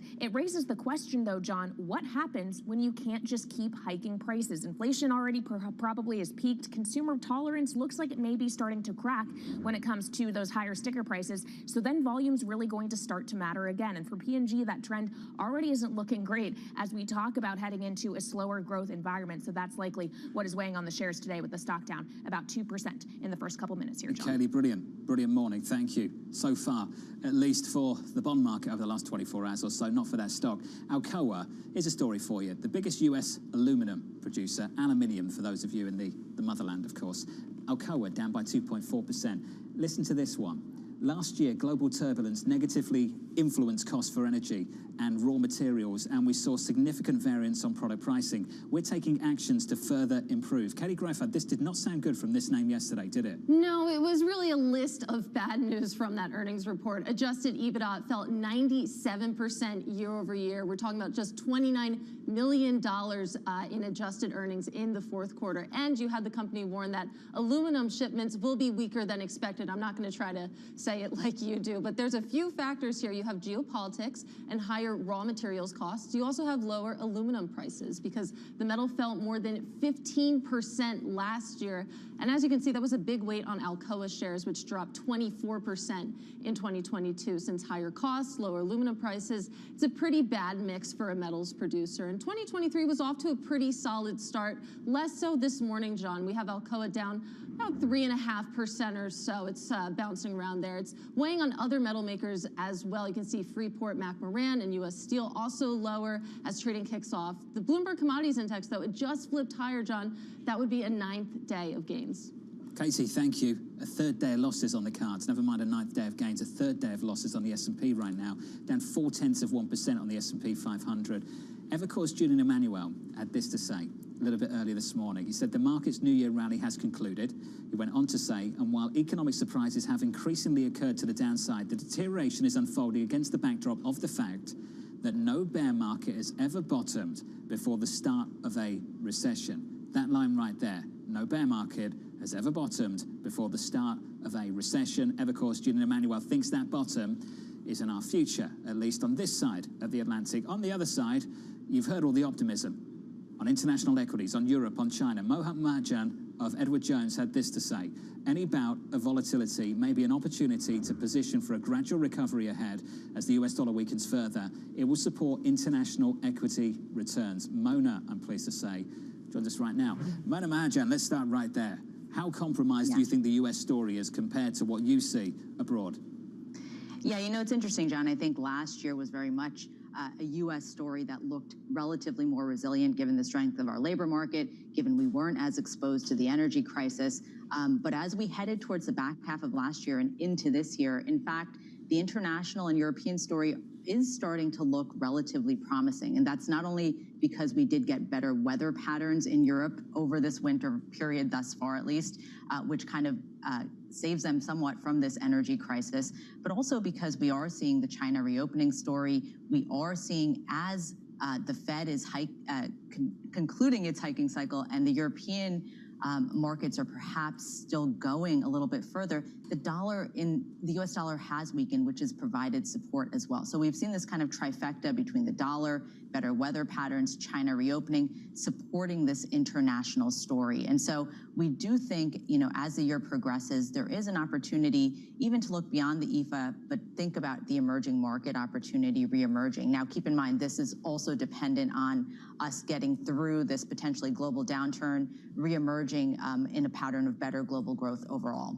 Mona, can you tell me what you mean when you say EM? Do you mean China or something else? Because in the last 12 months, I've heard people call China uninvestable. Then all of a sudden, China's back in fashion. Which one is it? Yeah, you know, I think China is a driver of a lot of local economies in that region. And so it is a lot of the Asian economies, but Europe is a large trading partner with China as well. And so anytime China strengthens, which we do think it will in the year ahead, it benefits the entire region in that area. And so we think EM is a collective of the emerging economies, but particularly exposed to China. But China is included in that EM basket as well. It's already shown a lot of outperformance.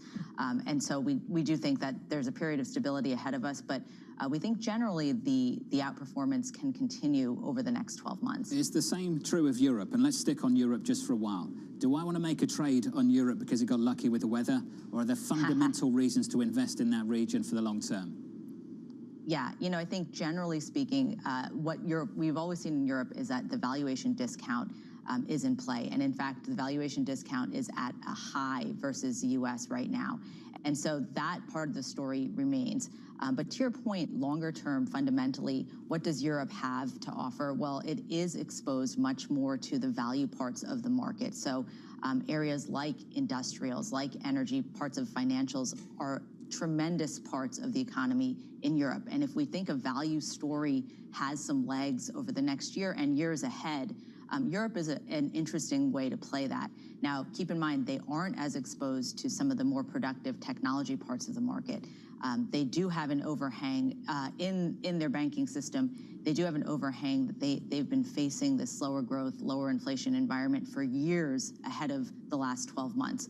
And so generally speaking, we think a trade is in place, but the longer term story does have to prove itself still. At the index level, the absence of tech and tech exposure in Europe was a problem. Is it a problem now? Because I hear a lot of people say the index here in the United States is now compromised. Alicia Levine of BNY Mellon was brilliant on that this morning. She said it's compromised, we're going to have a change in leadership. It's no longer about the index level story in the United States. Where are you on that now, Mona? Yeah, you know, I think the value versus growth story is an interesting one. And certainly in the 10 years post the financial crisis, growth outperformed. And that was because the Fed funds rate, many of those years, was near the low zero bound. We had 10-year average about 2% on a 10-year Treasury yield. And when we think about the environment over the next 10 years, yes, the Fed can take us from maybe a 5% terminal rate back to something a little bit more normal, but are we heading back to the zero bound? Probably not. So in that environment, we do think that there is a better opportunity for more balance between value and growth. Now, does growth have a period of maybe a bounce back in the future and maybe over the next 12 months? That is, a credible scenario. But longer term, we do think that balance is important. And so to your point, from an index perspective, perhaps, having a bit more value in your portfolios makes sense. Yep. But certainly having the U.S.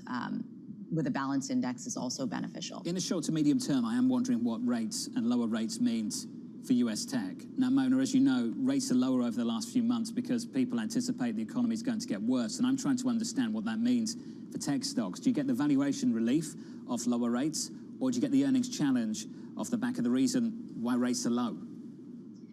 Yeah, I think generally when the economy softens, what we tend to see is a lot of those defensive plays come right back to the forefront. And so we would expect this period of defensive outperformance. And we've seen sectors like healthcare, utilities, staples, not in these first 2 weeks, but over the last 12 months, they've really outperformed. And, we would expect that defensive playbook heading into a potential recessionary environment here in the U.S., potentially globally, to come back to the forefront. And so that includes not only defensives, but perhaps shorter part of the yield curve as well. But keep in mind, markets are very forward-looking, and that's what led us to that statement saying that these are opportunities. We haven't had a bear market in several years, and in fact, when you look historically, bull markets last around 4 years, bear markets around 15 months. So we have to make sure as investors we're using those opportunities. As you position for a recovery playbook, that's when you want to start thinking about things like quality growth, cyclical parts of the market, longer duration parts of the market generally. And so we do think in the next 3 to 6 months, we'll get this opportunity to start positioning for that recovery ahead. Mona, we're just not there yet in the minds of many people. Mona Mahajan there of Edward Jones. Mona, thank you, as always. Third day of losses on the S&P. We're down about 0.4%. Coming up, Netflix earnings providing the first read into big tech. With the exception of Netflix, everybody is losing a whole lot of money. That conversation still ahead with Michael Nathanson of MoffettNathanson.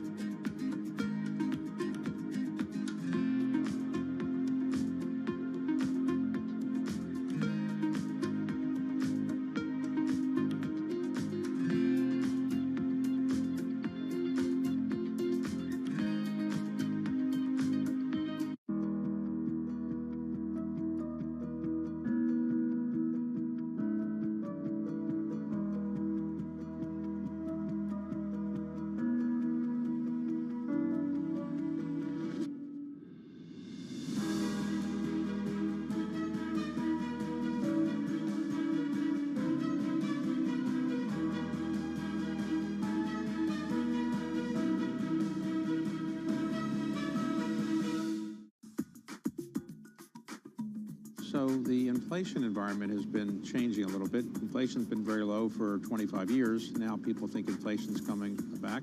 How are you going to deal with that? I think many of the tools that we've historically used to battle inflation no longer work in the same ways they used to. I think people oftentimes thought of housing as a way, or especially retail and real estate as a way to hedge against inflation. Less and less possible the way we've invested in it.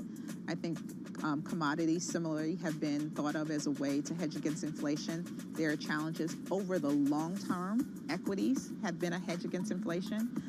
We will continue to do what we have done in the past, which is build a diversified portfolio where there are many different opportunities that have the possibility of hedging against inflation, because different types of inflation have to be hedged in different ways. So if it's a very quick increase of inflation as opposed to a slow rise of inflation, is it temporary? Is it a long or persistent type of inflation? So for us, I never model myself an economist that can predict where inflation is going.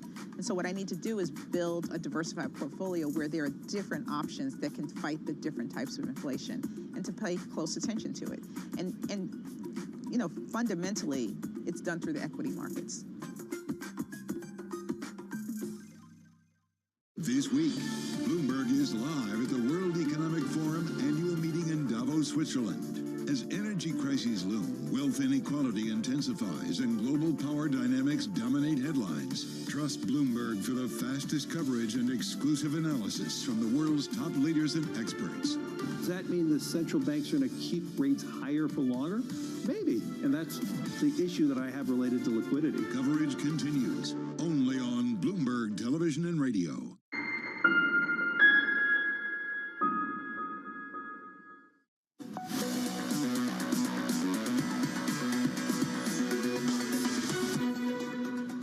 With the exception of Netflix, everybody is losing a lot of money. In the case of Netflix, they are profitable, so they are at a completely different level than all of the other traditional media companies who kind of joined the party later.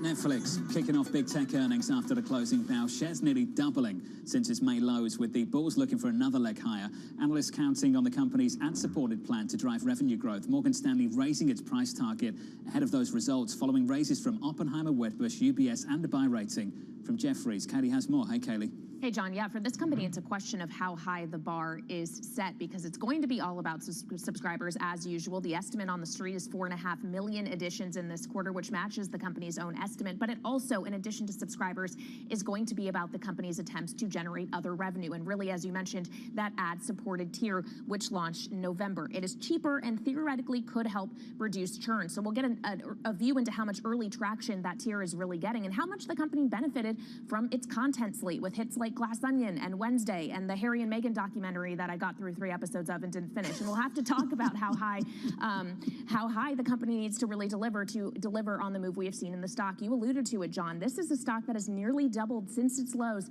back in May of last year. It's up more than 90% since that time. And of course, the issue back at that time was the fact that you had subscribers going down. There was real questions about the company's long-term growth. So we're going to see if this new model perhaps is working in its favor. And just one final word on the stock and the potential swing we could see off of these results today. Option markets are pricing in a move of greater than 10% to the up or downside on earnings, which is the third largest.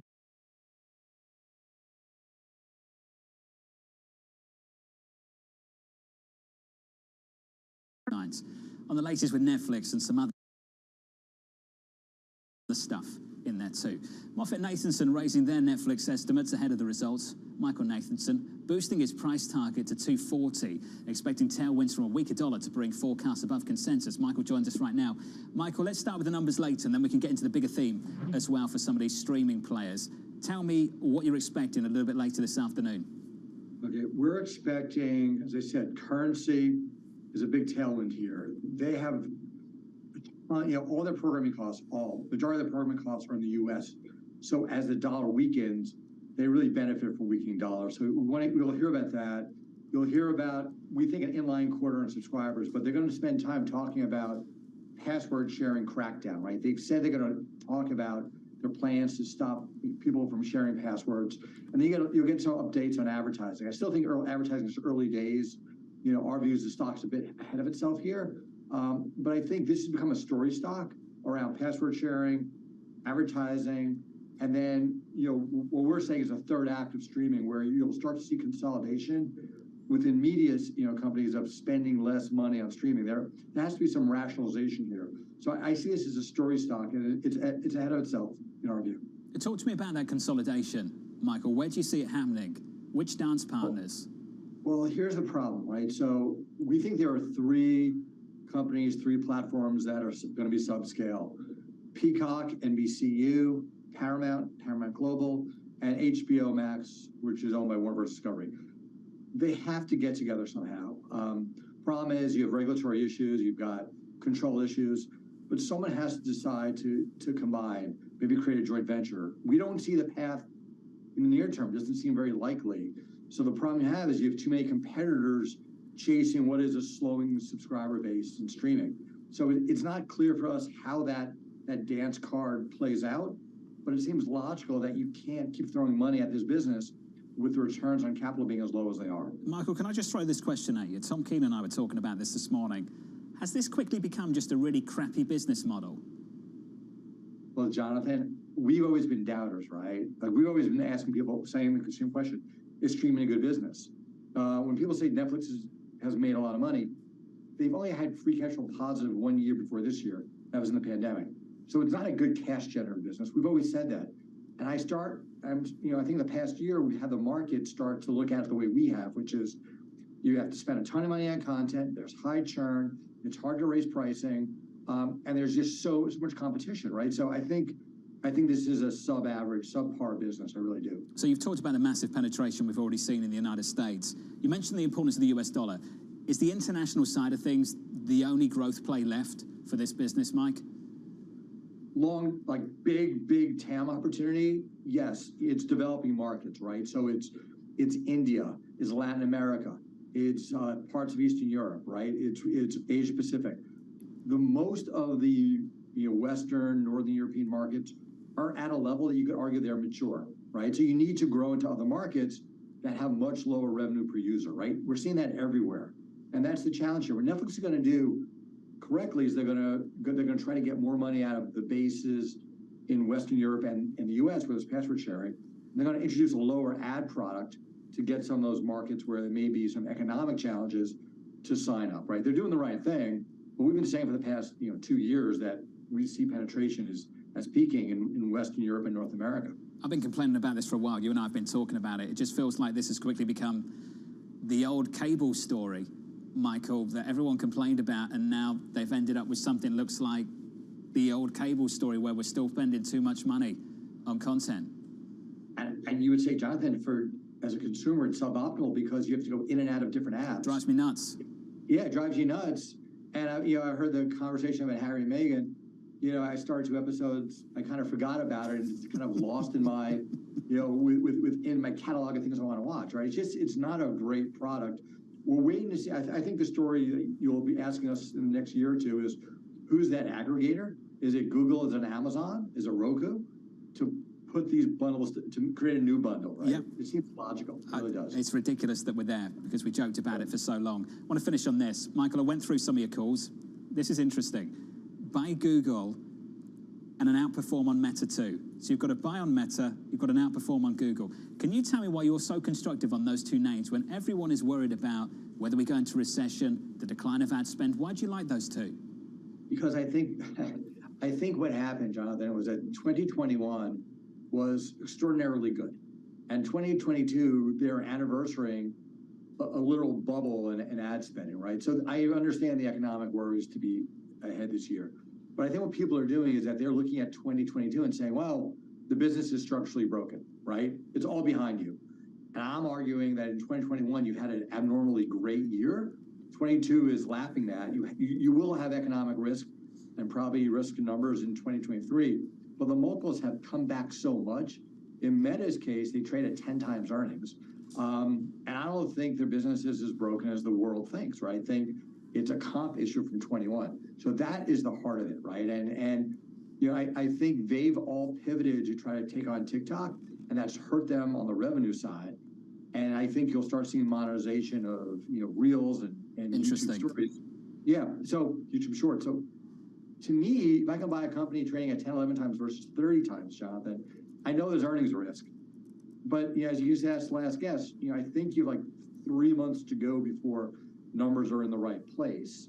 And then these stocks will look so cheap. So that's why we maintain the buys on them. Let's catch up again before or just after they've reported. I'd love to do that. The control room, I can tell you, Michael, is just shocked that you watch Harry and Meghan, and I'm very impressed you managed to forget that you did that. So thank you, sir. Well, thank you, my wife. I had to do that. You've got to do what you've got to do, I understand. Michael Nathanson, thank you, sir, as always. Coming up on this programme, we get you the trading diary. Equities right now down 0.7%. Another day of declines, another morning at least. On the Nasdaq, we're down about 0.9%. Your trading diary up next.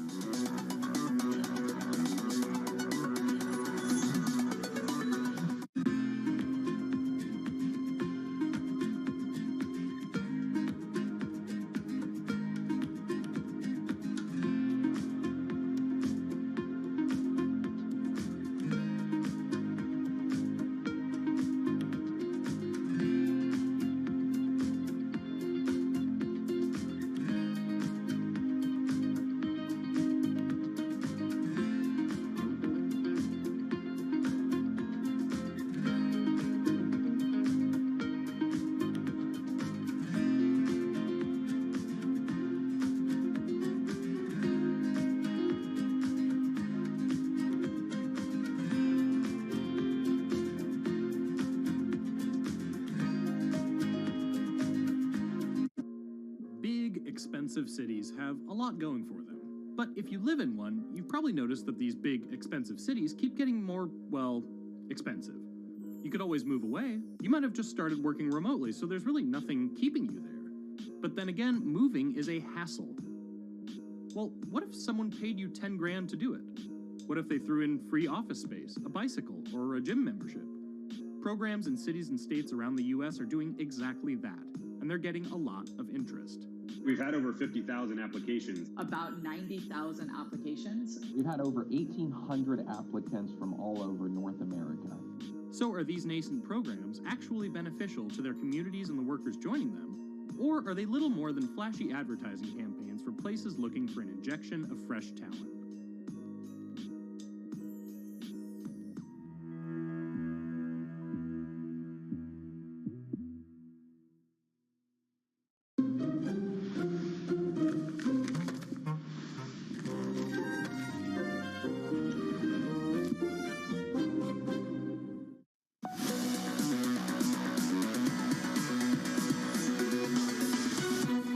Around about 26 minutes into the session, 4-day losing streak on the S&P. We're down 0.6%. On the Nasdaq, we're down about 0.8%. That's the price action. Let's get to the trading diary. Coming up, the Fed's Brainerd and Williams speaking later today. Two really important Fed speakers. Netflix after the close. President Biden speaking from California at 6 Eastern time. Existing home sales coming up on Friday. Plus, more Fed speak going into the quiet period. Harker and Waller. And ECB President Christine Lagarde to close out the week as well. From New York City, that does it for me. Thank you for choosing Bloomberg TV. Good luck for the rest of the trading day. This was the countdown to the open. This is Bloomberg.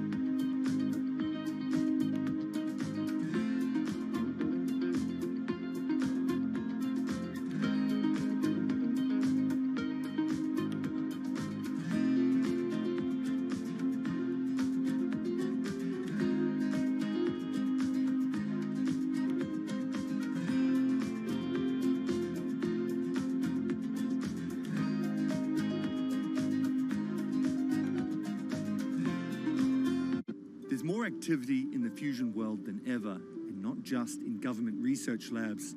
There's also an emerging private fusion industry that's attracted billions of dollars in capital in recent years.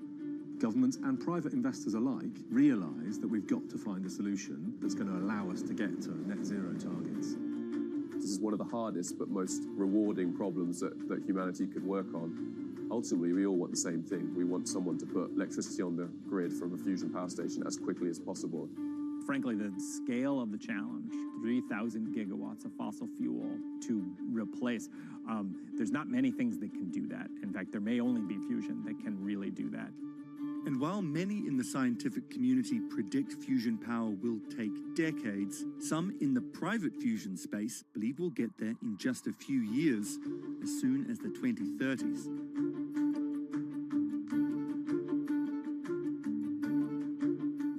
The top names in business are on Bloomberg. Different countries are at very different places, so you actually cannot speak in generalities.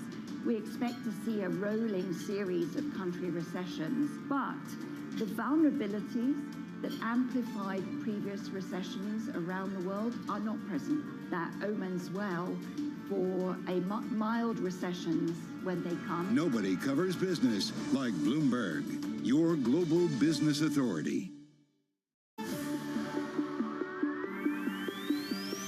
When innovation strikes, Bloomberg Technology is there with the news and analysis you need. Every weekday, only on Bloomberg. Why do the biggest names in business choose Bloomberg? That is a great question. It's a great question. Great question. Great question. Best question I get all night. Bloomberg, top experts, great questions.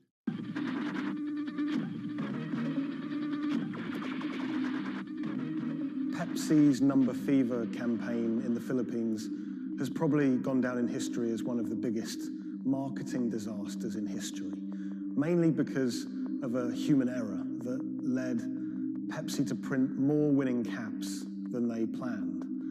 The resulting chaos caused riots, civil unrest, and even deaths. Reporting this story took over a year, and it resulted in me flying to Manila in the Philippines to meet unlucky winners and to find out exactly what happened back then in the 1990s.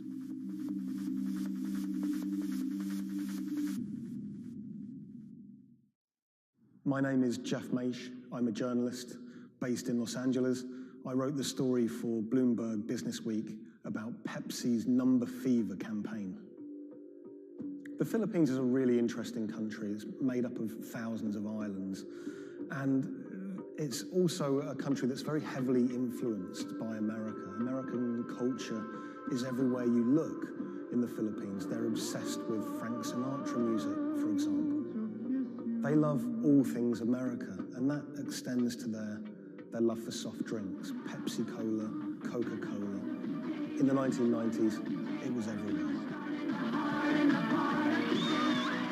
Pepsi and Coca-Cola were embroiled in what is now known as the Cola Wars. It was a fierce battle for market dominance. Number Fever was already a really popular promotion. It had been rolled out in America to great success. And so Pepsi decided to roll it out internationally, particularly in Asia. They thought it was the answer to their problems. They thought it could finally help them beat their biggest competitor.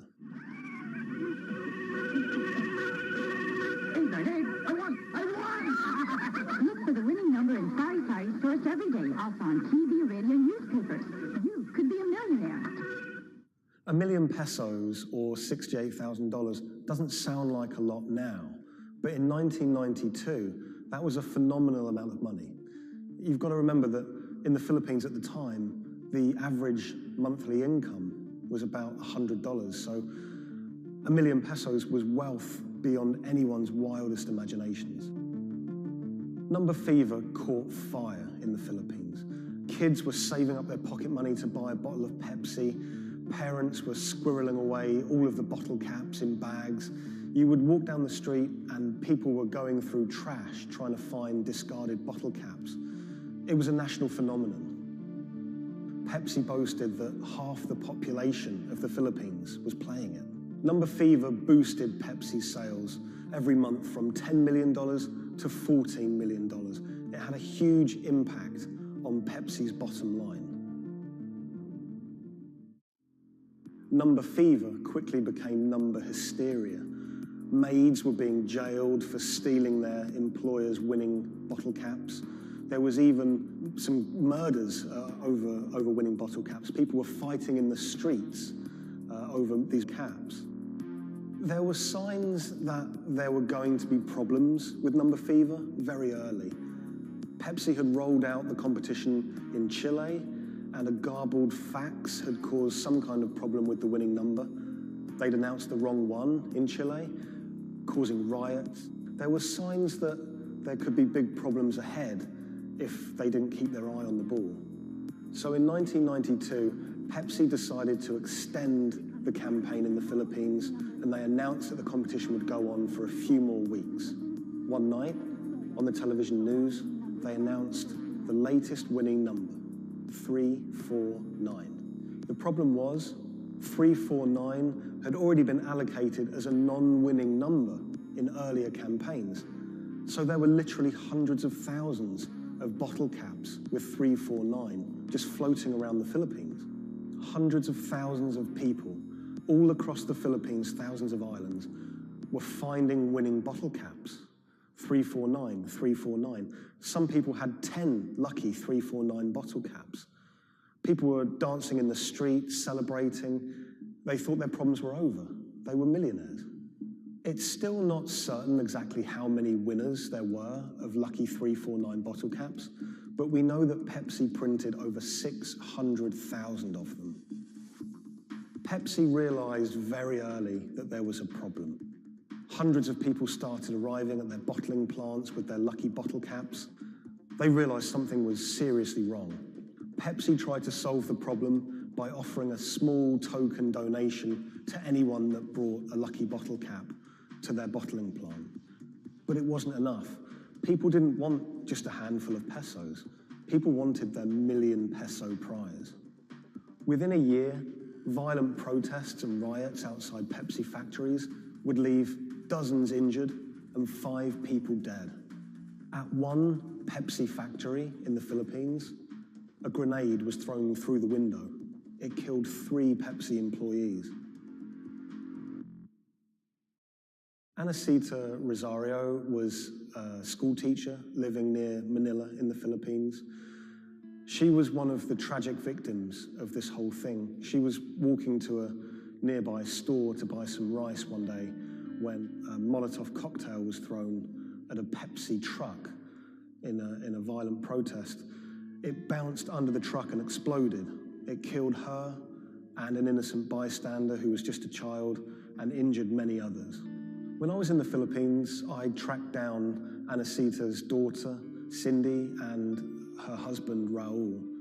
It was clear to me that they were still very upset by the whole thing. You know, a family had been ripped apart by this competition. And Raul told me that he'd never remarried. He'd told me that he'd gone to meet Pepsi executives after his wife was killed. And he was angry. He said to them, you know, this wouldn't have happened if it wasn't for you, if it wasn't for Number Fever.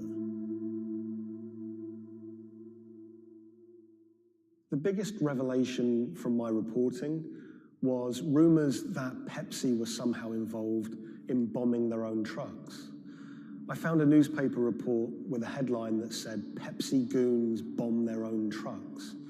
And when I visited the NBI, the police department in the Philippines, they presented me with documents and interviews with people who claimed that Pepsi had paid them to cause riots and to cause trouble outside their plants in order to destabilize the situation and to frame the owners of the coalitions that were fighting them to try and curry favor. I just thought that was so shocking. And of course, Pepsi denied it, but how bizarre that a company would be accused of bombing their own trucks.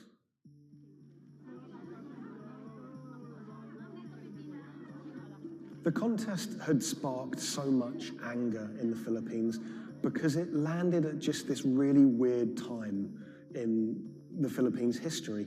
It was during a crazy election that was racked with allegations of fraud. The Philippines was in a kind of love-hate relationship with America. They loved, obviously, the American aid and finances that was pouring into the country, but at the same time, they yearned for independence. They wanted to be their own country. Vicente Del Fierro was a local preacher living in Manila, and he hated the Number Fever campaign. Del Fierro thought Pepsi's Number Fever campaign was just one of the many ways that America was asserting its dominance over a third world country. He hated seeing his fellow countrymen get ripped off, in his eyes, by this huge multinational American company. He wanted justice. Del Fierro rounded up over 800 winners of 349 bottle caps, and he got them all together to sue Pepsi for over $400 million to be divided between those holders of lucky bottle caps. Del Fierro took money from some of the people who could afford it. They paid him 500 pesos to help with legal fees. But for people who couldn't afford the money, he would just represent them pro bono. The alliance is to build up pressure on Pepsi. And so you see people marching in the streets. So we have mounted our own campaign, even in the U.S. He flew to America and he hired 2 consumer lawyers here in America to take on Pepsi. He had a meeting at Pepsi's headquarters to try and resolve the problem, but he said he wanted to take it all the way to the highest courts in America. When those cases were heard In America, those courts decided that this was a problem that should be heard in the Philippines, not in America. Back in the Philippines, Del Fierro continued his case in the Filipino courts. At one stage, there were arrest warrants handed out for 9 Pepsi-Cola executives, which he saw as a big victory. We don't know if those arrest warrants were ever upheld, but it made newspaper headlines across the country. Pepsi did not take kindly to Del Fierro's campaign. They tried everything to shut him down. They sued him for libel. My father had to attend 3 times a month for a branch 145 and another hearing for the branch 113A, also 3 times a month. Also, there was a time my father was hospital due to heart failure. Still, he had to attend the 2 branch hearing otherwise for not attending the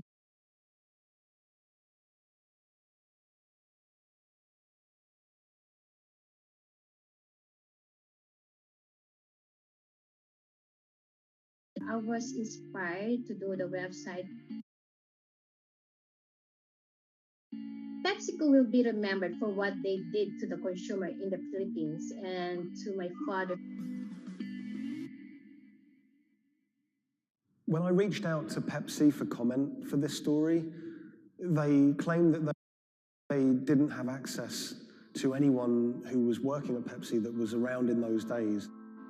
They also said that during COVID-19, they didn't have access to their documents about this, but you know, they were very careful to say that they were sorry for everything that happened, and we do know that Pepsi did try everything to try and make this right.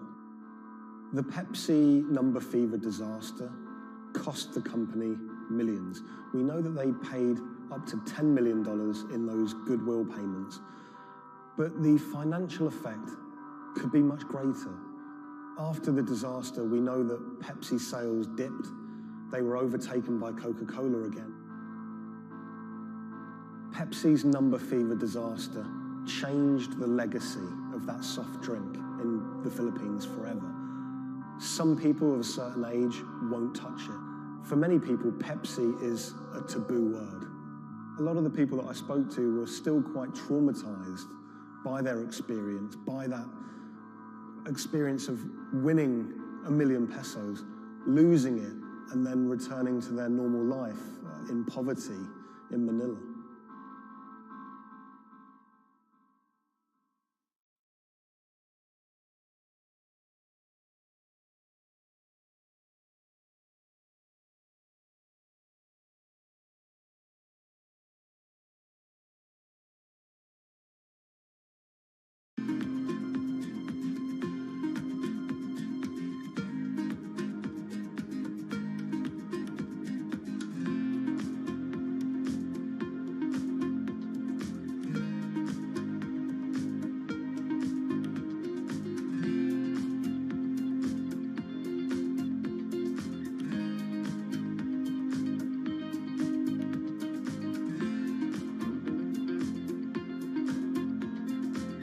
When the news of the bombing came out, it was a massive story in Germany. We are following some breaking news coming to us out of Dortmund in Germany. It was covered by all the media outlets. 3 roadside explosions triggered at the same time last night as a coach left its hotel in the south of Dortmund. Public figures commented on it. We should not let them affect our life, whoever it was. The media echo went far beyond Dortmund.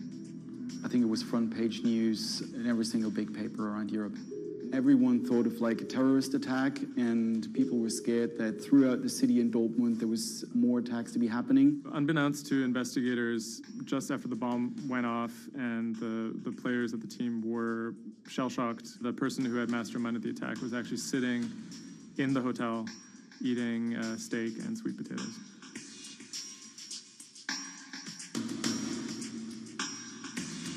My name is Thomas Rogers. I'm the journalist who wrote the article, The Get-Rich-Quick Scheme That Nearly Killed a German Soccer Team.